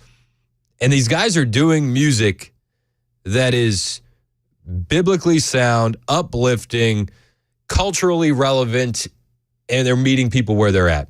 And it's Topher is spelled like Christopher. That's his first name, Christopher. Topher. Topher Town Music across all the platforms. He does really, really good stuff. And I'm very pleased that we got to interview him for as long as we did. He'll come back again. Solid guy. So I can't say enough nice things about him. Solid guy. As we move forward, all eyes are on Thursday. We got a big debate coming. I don't know if you've heard about this.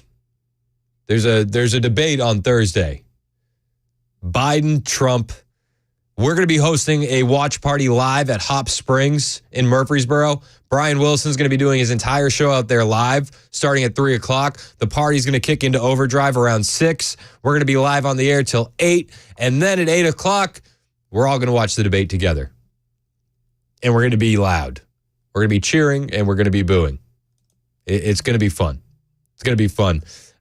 Biden spokeswoman Adrienne Elrod is out there, and she said this about Biden's debate performance coming up on Thursday. I'll tell you, you're going to see a very energized President Biden who is looking forward to having these direct conversations with Donald Trump. A very energized Biden. Well, it's kind of what we've all been saying. It's going to be a very energized Biden because we all think he's going to be hopped up on something, right? But we all definitely expect a very energized Biden. And yesterday, Donald Trump officially called for Joe Biden to undergo a drug test on Truth Social. Trump added that he would immediately agree to one as well. He said, drug test for crooked Joe Biden, ? I would also immediately agree to one. The post came after, Trump has made the suggestion on the campaign rally on the campaign trail at his rallies. He's made the suggestion back in April. He told a reporter in an interview he wants to debate, but he thinks that Biden should be drug tested. Other people have done so as well. We talked about Rep. Ronnie Jackson, who's the former White House doctor for Bush, Obama, and Trump. And Jackson stated in an interview that he's going to be demanding on behalf of many millions of concerned Americans that Biden submit to a drug test before and after the debate, specifically looking for performance-enhancing drugs. Because we've all seen Biden in the past weeks and months. We saw Biden on stage in California freezing up when Obama had to grab him by the wrist like a toddler and lead him off stage. We saw him standing there completely still at the Juneteenth celebration at the White House, not really knowing where he is. We saw him wander off from other world leaders at the G7, have to be guided back by the president in Italy. We've seen this. So the speculation's not going anywhere. Is Joe Biden just a bit too old? And I think that's the nicest way to put it. Is he a bit too old? And what are they going to use to give him a little pep in his step on Thursday? Donald Trump wants drug tests. I also think drug tests would be pretty cool. That'd be pretty solid.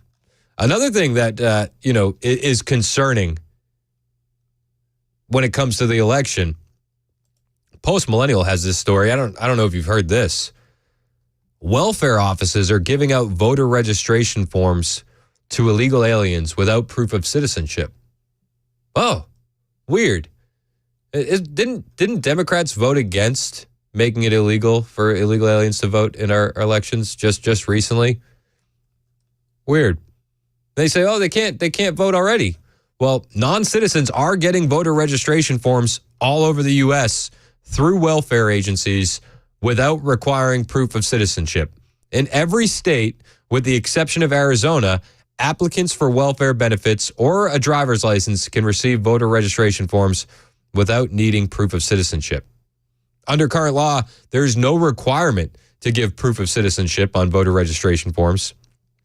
Even though it is illegal for a non-citizen to claim they're a citizen in order to vote in a federal election, per a new report from the New York Post. However, millions of immigrants, both illegal and sometimes legal, are eligible for welfare benefits that allow them to obtain these voter registration forms.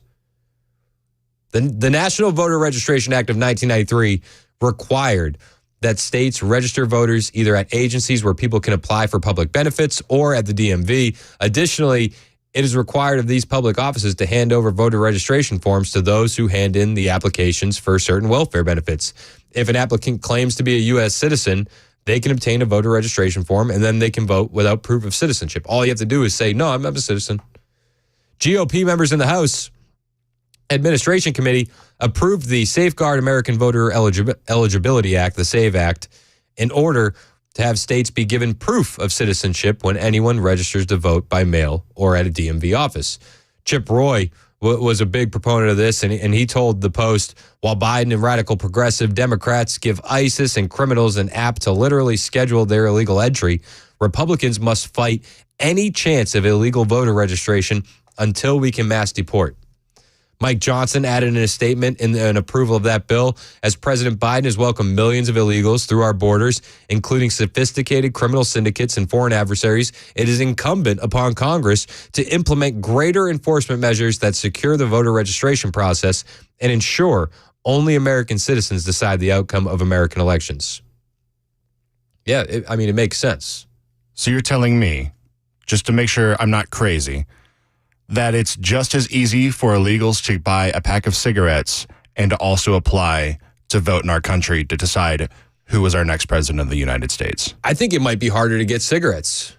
Honestly, yeah, because any clerk at a gas station could be like, we're out, sorry. But they're freely handing out the plethora of mail-ins for illegals to be able to vote. But the SAVE Act would put all of these issues to rest.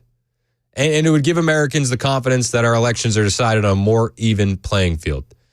But according to the report from the Post, hundreds of non-citizens have been caught attempting to register to vote in federal elections and casting ballots in different political races. Hans von Spakovsky, a former member of the Federal Election Commission, said in regard to the issue, it's a real problem, not an imaginary problem. And he presented many such examples in congressional testimony on May 23rd before the approval of the SAVE Act. This is a real problem. And the border is the biggest problem we have. Did you see MSNBC yesterday? It drove me nuts. MSNBC, they're doing this story where they're talking about the 12-year-old girl who was brutally murdered by illegal aliens. And they're covering the story, which, like, okay, at least they're not, lying by omission. But they're having a panel discussion, and it's really focused around this 12-year-old who was allegedly raped and murdered by two illegal aliens.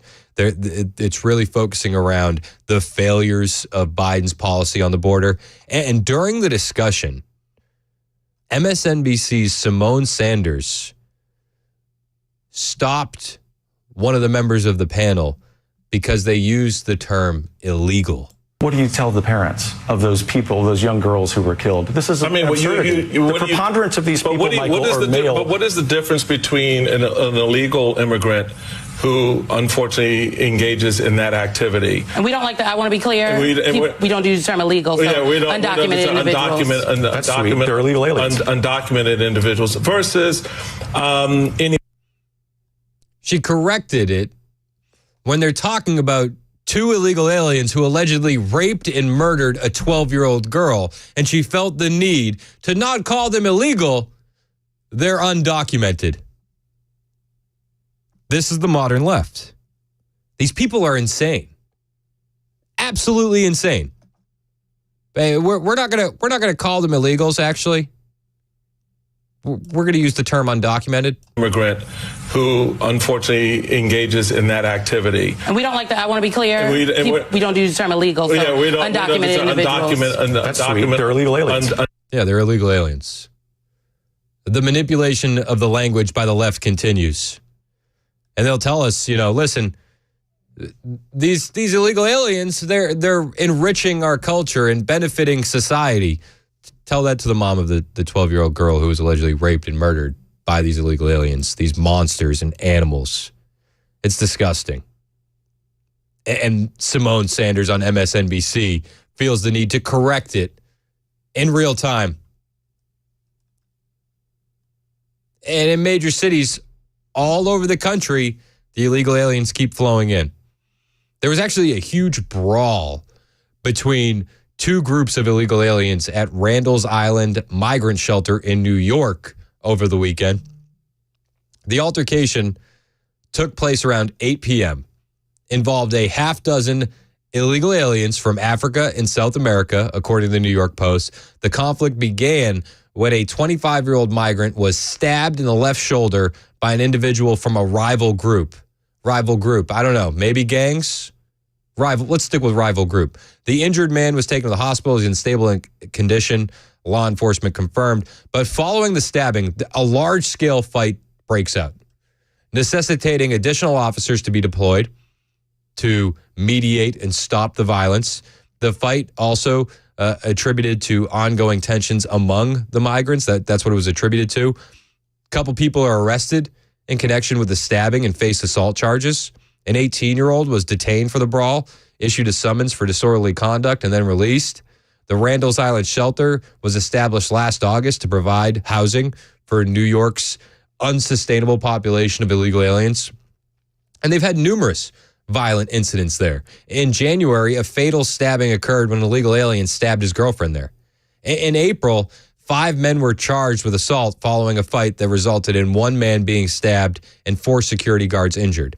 Additionally, another incident in April involved a man biting a security guard who attempted to mediate a dispute between the man and his wife.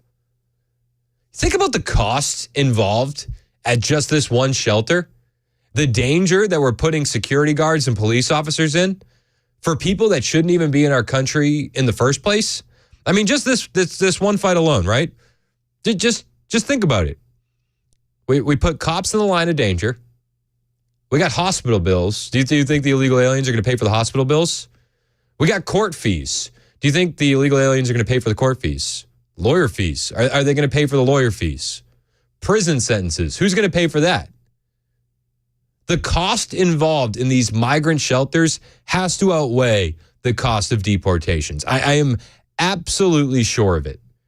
And then when it's incident on top of incident on top of incident, and you don't hear about these on MSNBC, where you're not allowed to say illegal. You have to say undocumented. You don't hear about these incidents there. An illegal immigrant who unfortunately engages in that activity. And we don't like that. I want to be clear. We don't use the term illegal. So we don't. Undocumented individuals. That's sweet. They're illegal aliens.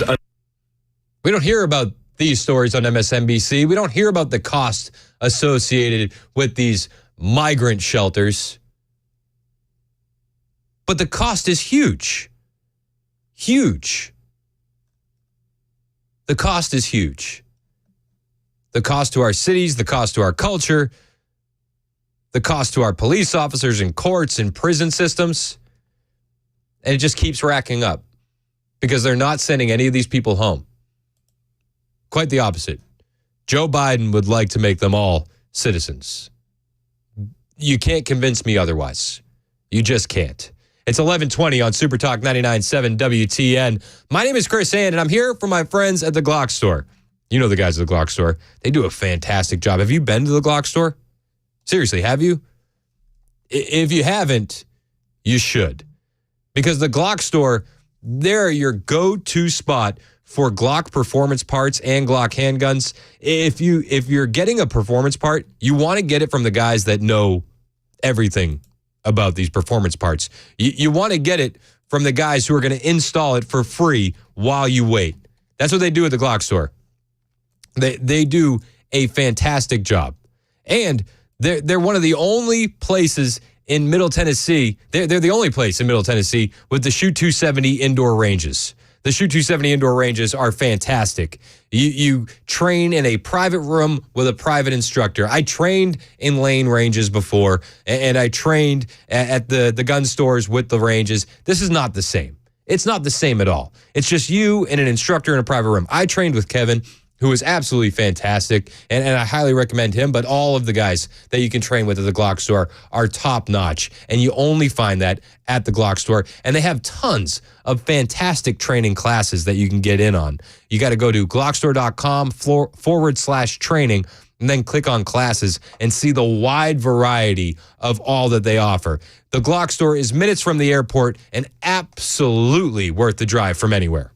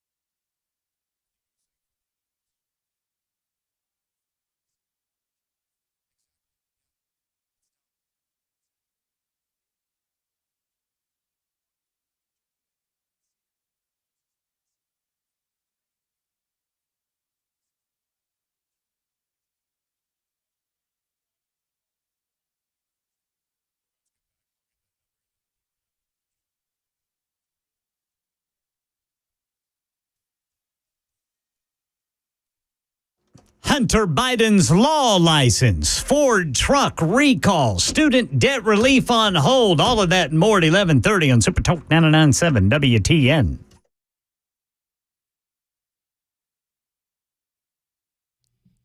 Thank you, Ken. It's 11:25 on Super Talk 99.7 WTN. My name is Chris Hand.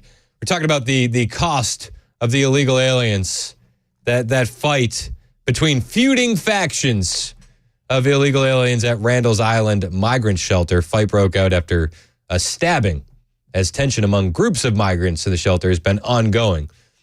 It's always the language that they manipulate, right? Feuding factions, I don't know, gangs, groups of migrants. Okay. Gangs of illegals? I think that's what you meant. I think that's what they meant. Matt in Bellevue, you're next on Super Talk. What's up, man? You know what, Chris? You can't make it up.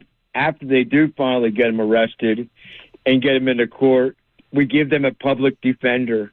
You can't make it up, brother. This is wrong. It blows my mind. It blows my mind because it's not just the cost of housing and feeding. Now we're talking about injuries sustained by police officers and security guards, hospital bills for the migrants, the court fees, the public defender fees. Like, how much is this really costing us when we break it down into all the nitty-gritty avenues? Do you know what I mean?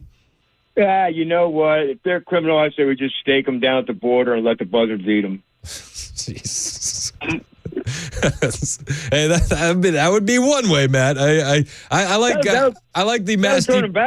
I like the mass deportation plan, and I think that'll work too. Brother, keep it up, man. Hey, I appreciate you. The thing that blows my mind though is like we have the resources, we have the capability, we have the manpower that we could shut the border down instantly.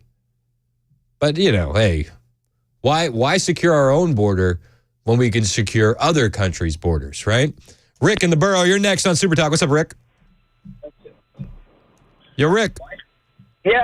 Hey, I'm trying to find out the difference between undocumented and illegal. That sets the left off so bad. Well, there is no difference. It's just that they want to manipulate the language, and the left has been very, very successful at manipulating the language over the years. So this is just another one of those things. So they just want to be fancy. What was that? They just want to be fancy about the whole thing. Yeah, exactly. Yeah, you can't say illegal alien anymore. It's undocumented. I mean, if you recall, even Joe Biden essentially apologized for referring to Laken Riley. He referred to her as Lincoln Riley, for her to referring to her killer as an illegal the next day on the news. These people are crazy. Yeah, you're absolutely right. I appreciate the call, Rick.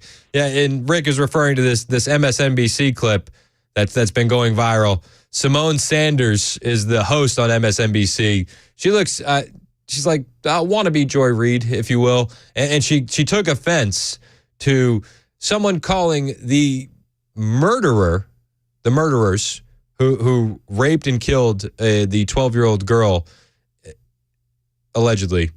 They referred to these two individuals as illegal aliens, and she wasn't having any of that. The preponderance of these people, Michael, are male. But what is the difference between an illegal immigrant who unfortunately engages in that activity? And we don't like that. I want to be clear. We don't use the term illegal. So undocumented individuals. They're illegal aliens. Yeah, they're illegal aliens. You can manipulate the language all you want. The truth is the truth. The grass is always going to be green. The sky is always going to be blue. If you break into the country illegally, you're an illegal alien. It's weird how that works. MSNBC doesn't want to have that on their airwaves. It makes them be viewed as, what they are, criminals, because they broke into the country illegally.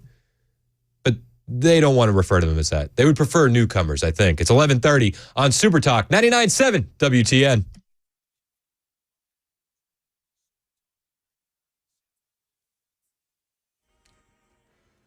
$11:30 on the dot. I'm Ken Weaver with your top stories. Full forecast in 2 minutes. Well, now that he's been convicted of lying on a form about his drug use prior to buying a handgun, Hunter Biden has had his law license suspended in the nation's capital. And now the D.C. Bar's Professional Responsibility Board will determine whether the gun law violation amounts to an offense of moral turpitude, which would strip Hunter Biden of his D.C. law license permanently. Truck recall. Certain Ford F-150 pickup trucks from the 2014 model year could unexpectedly downshift into first gear, according to the National Highway Traffic Safety Administration. That could increase the risk of a crash, which is why Ford is now recalling more than 550,000 of the trucks. And portions of President Biden's latest student loan forgiveness programs blocked by 2 federal judges in Kansas and Missouri. That's the latest news. Weather is next. I'm Ken Weaver, WTN News. Thank you, Ken. Hey, it's Chris Hand here for my friends at Busy Bee Plumbing, Heating, and Cooling. It's that time of year. It is hot. And the heat's not going anywhere. It's only going to get worse. And if your AC is not running the way it should be, if it's not kicking at maximum peak efficiency, well, you should call Busy Bee, because you could be losing money on your energy bill if that thing's not working the right way. And Busy Bee wants you to maintain your unit the best way, the Busy Bee way, so that way you don't have a problem pop up when it's in the middle of the dead summer heat. Be proactive. Keep your unit in tip-top shape. Now, whether you need that annual maintenance, repair, or replacement, plumbing, heating, or air system, the guys who I trust are Busy Bee Plumbing, Heating, and Cooling. And you're not going to find a better value on replacement systems if you need to do that. And if you need to do that, this is the time of the year where you really want to trust who you're getting your replacement system from. With Busy Bee, they offer up to 12 months with no payment, no interest, with approved credit. It pays in so many ways to sign up for that annual maintenance, so that way you don't have to replace your system, though. And the best way to go about it is becoming a Beehive Club member. When you sign up to be a Beehive Club member, it's only $99. It's not super expensive, and you receive so much value, like that annual tune-up. You get 3, actually. 1 for your heating, 1 for your cooling, 1 for your plumbing. You get a 10% discount on all repairs, priority front-of-the-line service, and a $100 annual accrued replacement credit with a maximum of $1,000, plus no overtime or holiday fees and exclusive Beehive member promotions. These are the guys who I call. You should call them, too. Busy Bee Plumbing, Heating, and Cooling. They always will come see you on Saturday. They have those convenient availability hours for your maintenance calls, so you never be stuck all weekend long in the heat. Busy Bee is your Rude Pro partner for satisfaction guaranteed. Call Busy Bee Plumbing, Heating, and Cooling. 615-775-7833. That's 615-775-7833. Online at busybeehvac.com.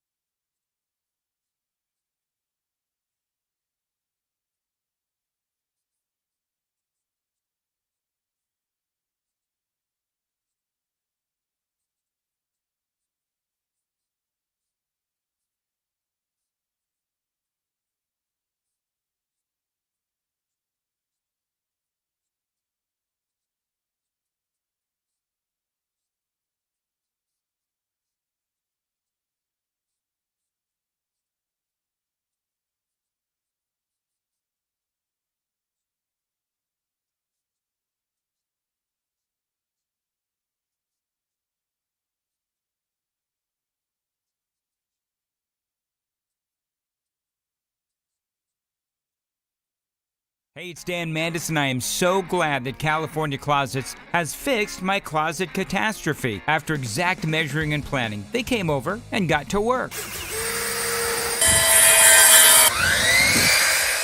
Yeah, once it was all plotted out on their 3D CAD system, the pieces are measured, cut, and precisely installed into my space. It was clean, fast, and professional, and above all, my new closets look and function great. Now, this was my dormer, and now this is my new dormer thanks to California Closets. Look at all of this added space for shirts and shoes, you name it, and it is cut so precisely, simply amazing. And my old closet that has now been reborn as the ultimate in style and functionability, making the best use of the space that I had. They can work on just about anything: bedrooms, garages, home offices, closets, pantries, and so much more. Find them online, CaliforniaClosets.com, and see what they can do for you. You can schedule a free design consultation. Mention my name, CaliforniaClosets.com.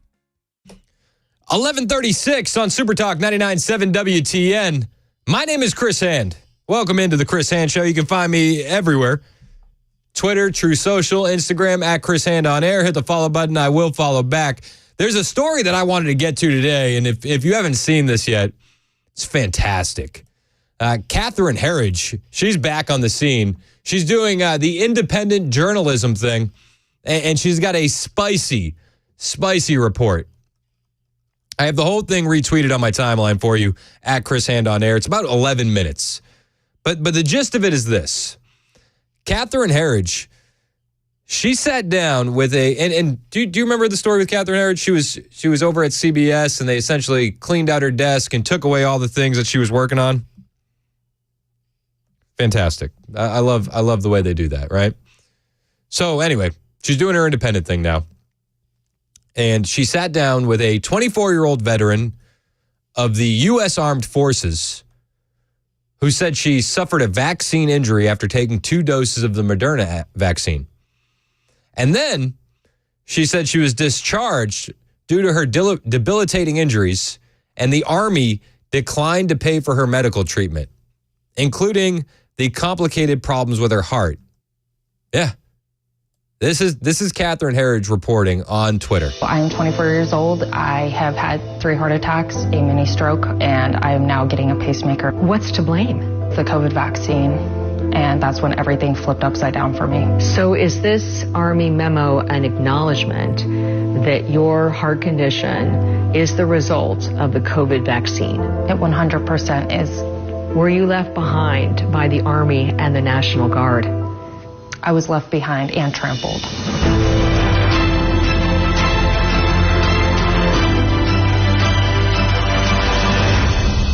Meet Carolina Stancic, a specialist in the Army National Guard.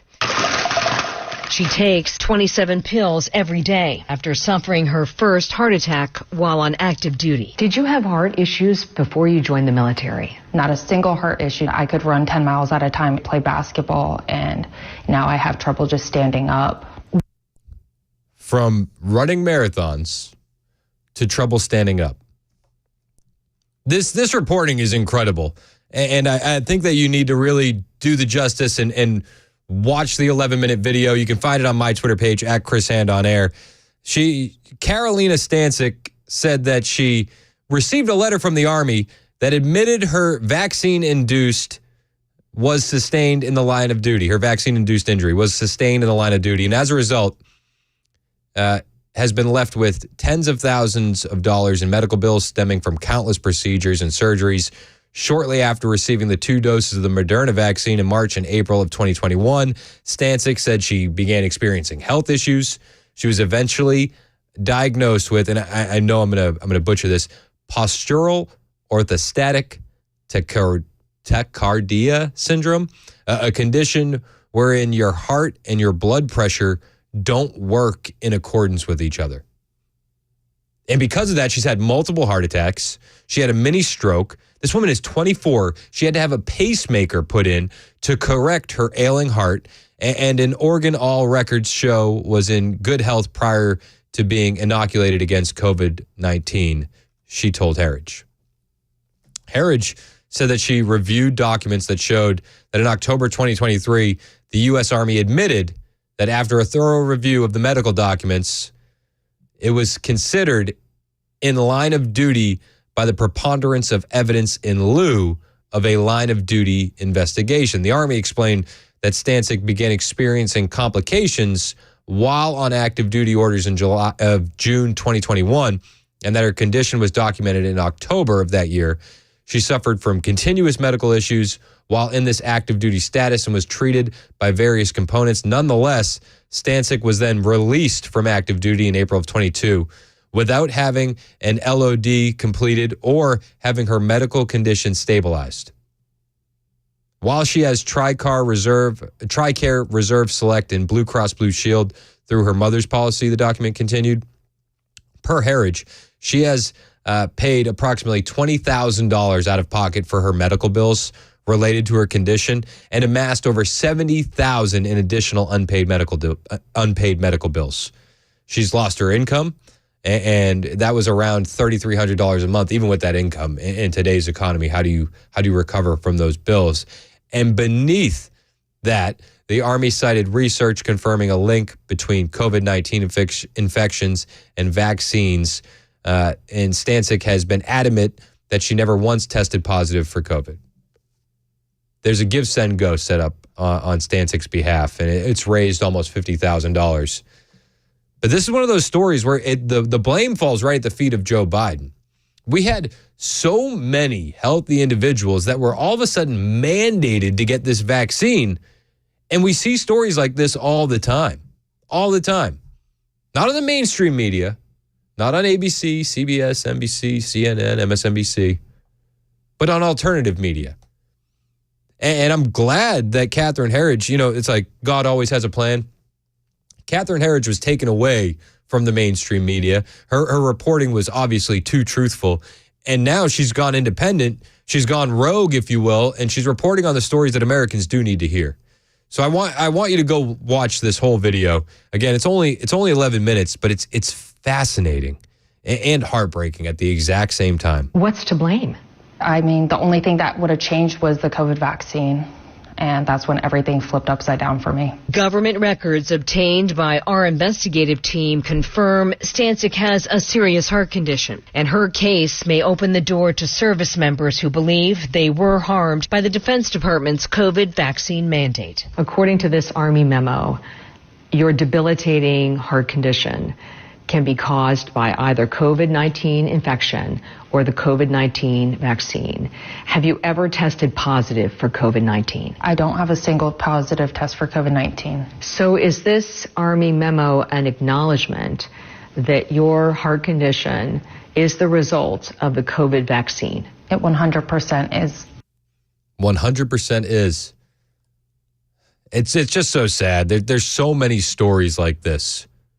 So many stories. So go watch this. Catherine Herridge. It's good to see Catherine Herridge not only back doing investigative journalism, but breaking a story like this is fantastic to see. I retweeted it on my Twitter account at Chris Hand on Air, so it's easy for you to find. Watch the whole 11 minutes. It's mind-blowing. Definitely worth the watch. As we continue, all eyes are on Thursday.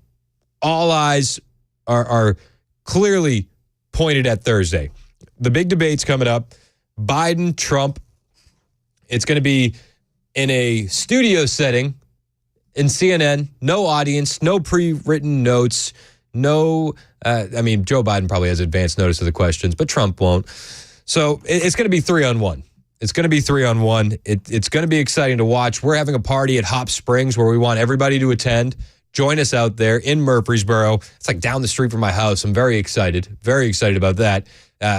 We want you there. We want to watch this with you. So join us, 997WTN.com for more info. It is free. But we're going to see if all the debate prep for Joe Biden pans out. We're going to see. I mean, how long has it been? He's been sequestered for like a week now? Like a week. Kayleigh McEnany was talking to Victor Davis Hanson about the debate prep, and she made the point that it's kind of like Biden's been practicing on a movie set. Victor, there was some new reporting out about 2.5 hours ago. I want to pull it up from the New York Times. This is Katie Rogers. She got an overview of what Biden is doing sequestered at Camp David. It's pretty interesting. At Camp David, a movie theater and an airplane hangar have been outfitted with lights and production equipment to create a mock debate stage. At least 16 and current former aides summoned from Washington and Wilmington whizzed back and forth on golf carts to join President Biden in strategy sessions. Victor, this seems like a movie set. Is he preparing all these people around him on a movie set? Is that going to work? Or is Trump's strategy of being in and amidst the people the better one? Well, it's the same idea. They're replicating what they think work. We saw in the first debate and the second debate in 2020, Joe Biden was sequestered again. He was not really out anywhere. He rested. He changed his time clock. There were rumors that he got maybe some stimulatory help. And then he came out and he kind of growled and he yelled, and he did the same thing in the State of the Union. He did it in the infamous Phantom of the Opera, ultra MAGA, semi-fascist. So I think Donald Trump should expect it, that Joe Biden's going to come out, hopped up on something, ready to go. I think we should all expect that. And I think that setting the bar so low for Biden isn't the right move. Like, if he's able to stand there for 90 minutes, that's what we need to realize that is going to happen, right? That shouldn't be the bar for whether or not he's successful. Don't lower the bar too low for Joe Biden. Got a text here from 4702. It said, Chris, remind everyone to bring their own chairs. Hop Springs is indoor-outdoor venue, so bring your own chairs if that's what you would like. They say that there is a small amount of chairs inside the venue, but I've also heard that they've remodeled. There's more seating available inside, but bring your own chairs. Bring some backups. Hop Springs is an indoor-outdoor venue, so bring your chairs. Be comfy. We want to see you at the debate watch party on Thursday. It is going to be so much fun. I love the Super Talk events, not just because we always have a great time, but like it's so cool to watch like-minded people together, networking, getting to know each other, finding out what people do, connecting. Like that's what we also need to treat this as. This is going to be a networking event for conservatives. So if you're a business owner, if you are looking to hire good people, come out. This is the place to be. And we're gonna get to watch Donald Trump, hopefully, at least I think so, mop the floor with Joe Biden come 8 o'clock that evening. We want to watch it with you. Come join us at Hop Springs in Murfreesboro on Thursday. Everyone's invited. It's free. We'll see you there. It's 11:48 on Super Talk 99.7 WTN.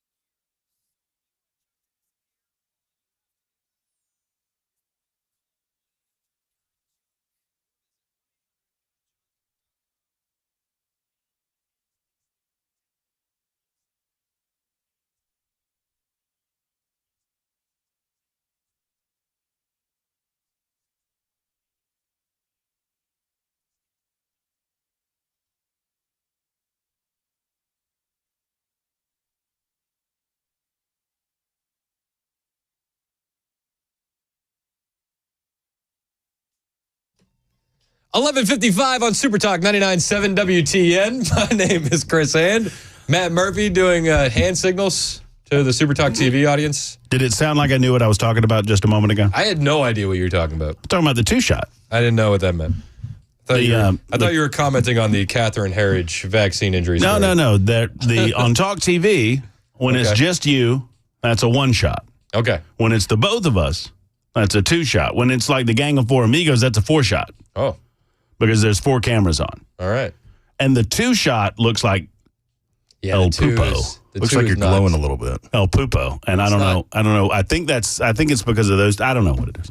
I don't know either because it's just that camera and not on the room shot. Which is what I use primarily for the show. And I know all the people on the radio right now are saying to themselves, we don't care.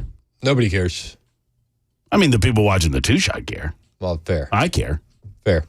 When I'm watching you, when I want to see this beautiful shirt that Dan Mandis is slamming on this morning, and I turn on my television on Super Talk TV, and it's all washed out, it bothers me. It's my Dan shirt.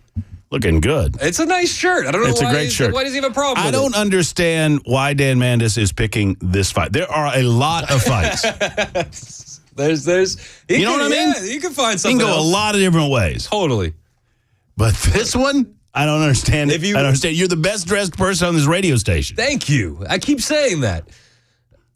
I mean, yeah, thank you, Virginia. Thank you, Virginia. If you want to see a picture of my shirt, I posted a picture on my Instagram of me and Topher, who was in here earlier, at Chris Hand on Air. There you go. You tell me what you think of my shirt. I like it. I think it's great. I'd listen, but you know fashion.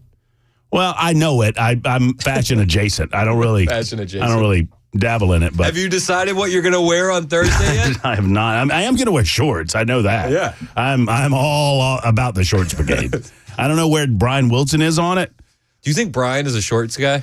Well, he sent us the group text this morning celebrating the fact that they would be set up inside, not outside, which is probably good because 4 hours of talk radio outside in the 98-degree heat or whatever it is, you'll fall over. Yeah. But so he's celebrating that. So I don't know. I mean, I've seen him in shorts. Have you? Yeah. I've never seen him in shorts. You should go to the parties. I can be invited to the next one. Is that what he keeps telling you? That's what he said. Then we'll get you next time, Chris. I'm such a pessimist, and I fight against my pessimism. I talk about it often on the show, that I try to fight to be more optimistic. And I'm in my pessimistic zone about this debate. About the debate. I think we're setting ourselves up. I think that you are a ray of hope and sunshine, actually. Like when I'm down. Well, allow me to disabuse you of that notion.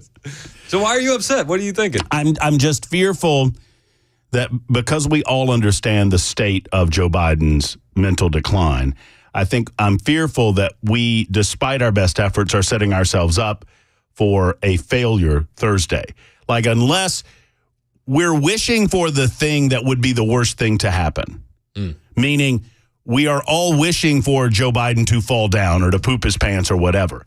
If Joe Biden has a disastrous Thursday night, that is the worst thing that could happen for us. What we're looking for, and you and I were talking about it during the break, and you put it perfectly, C-. Yeah, we're looking for a good C- for Joe Biden. I don't want Joe to fail so bad that they replace him because I think that's not a good look for us. But I'm looking for viral clips. Like, I think that's going to be the victory. Who gets the more zingers in? Oh, yeah. Yeah, we're looking because those of us who are invested in it, and a lot of America will be watching, no doubt. But we need to catch those people that, can't find their butts with a compass and a flashlight and get those viral clips to them. Yep. Where Joe's going, he's drooling on themselves or whatever. Yeah. Yeah, we need those. We need them. But we don't need him to poop his pants. No. And I know that's hard to say, but. Save that for the Pope. Or for November, or whenever.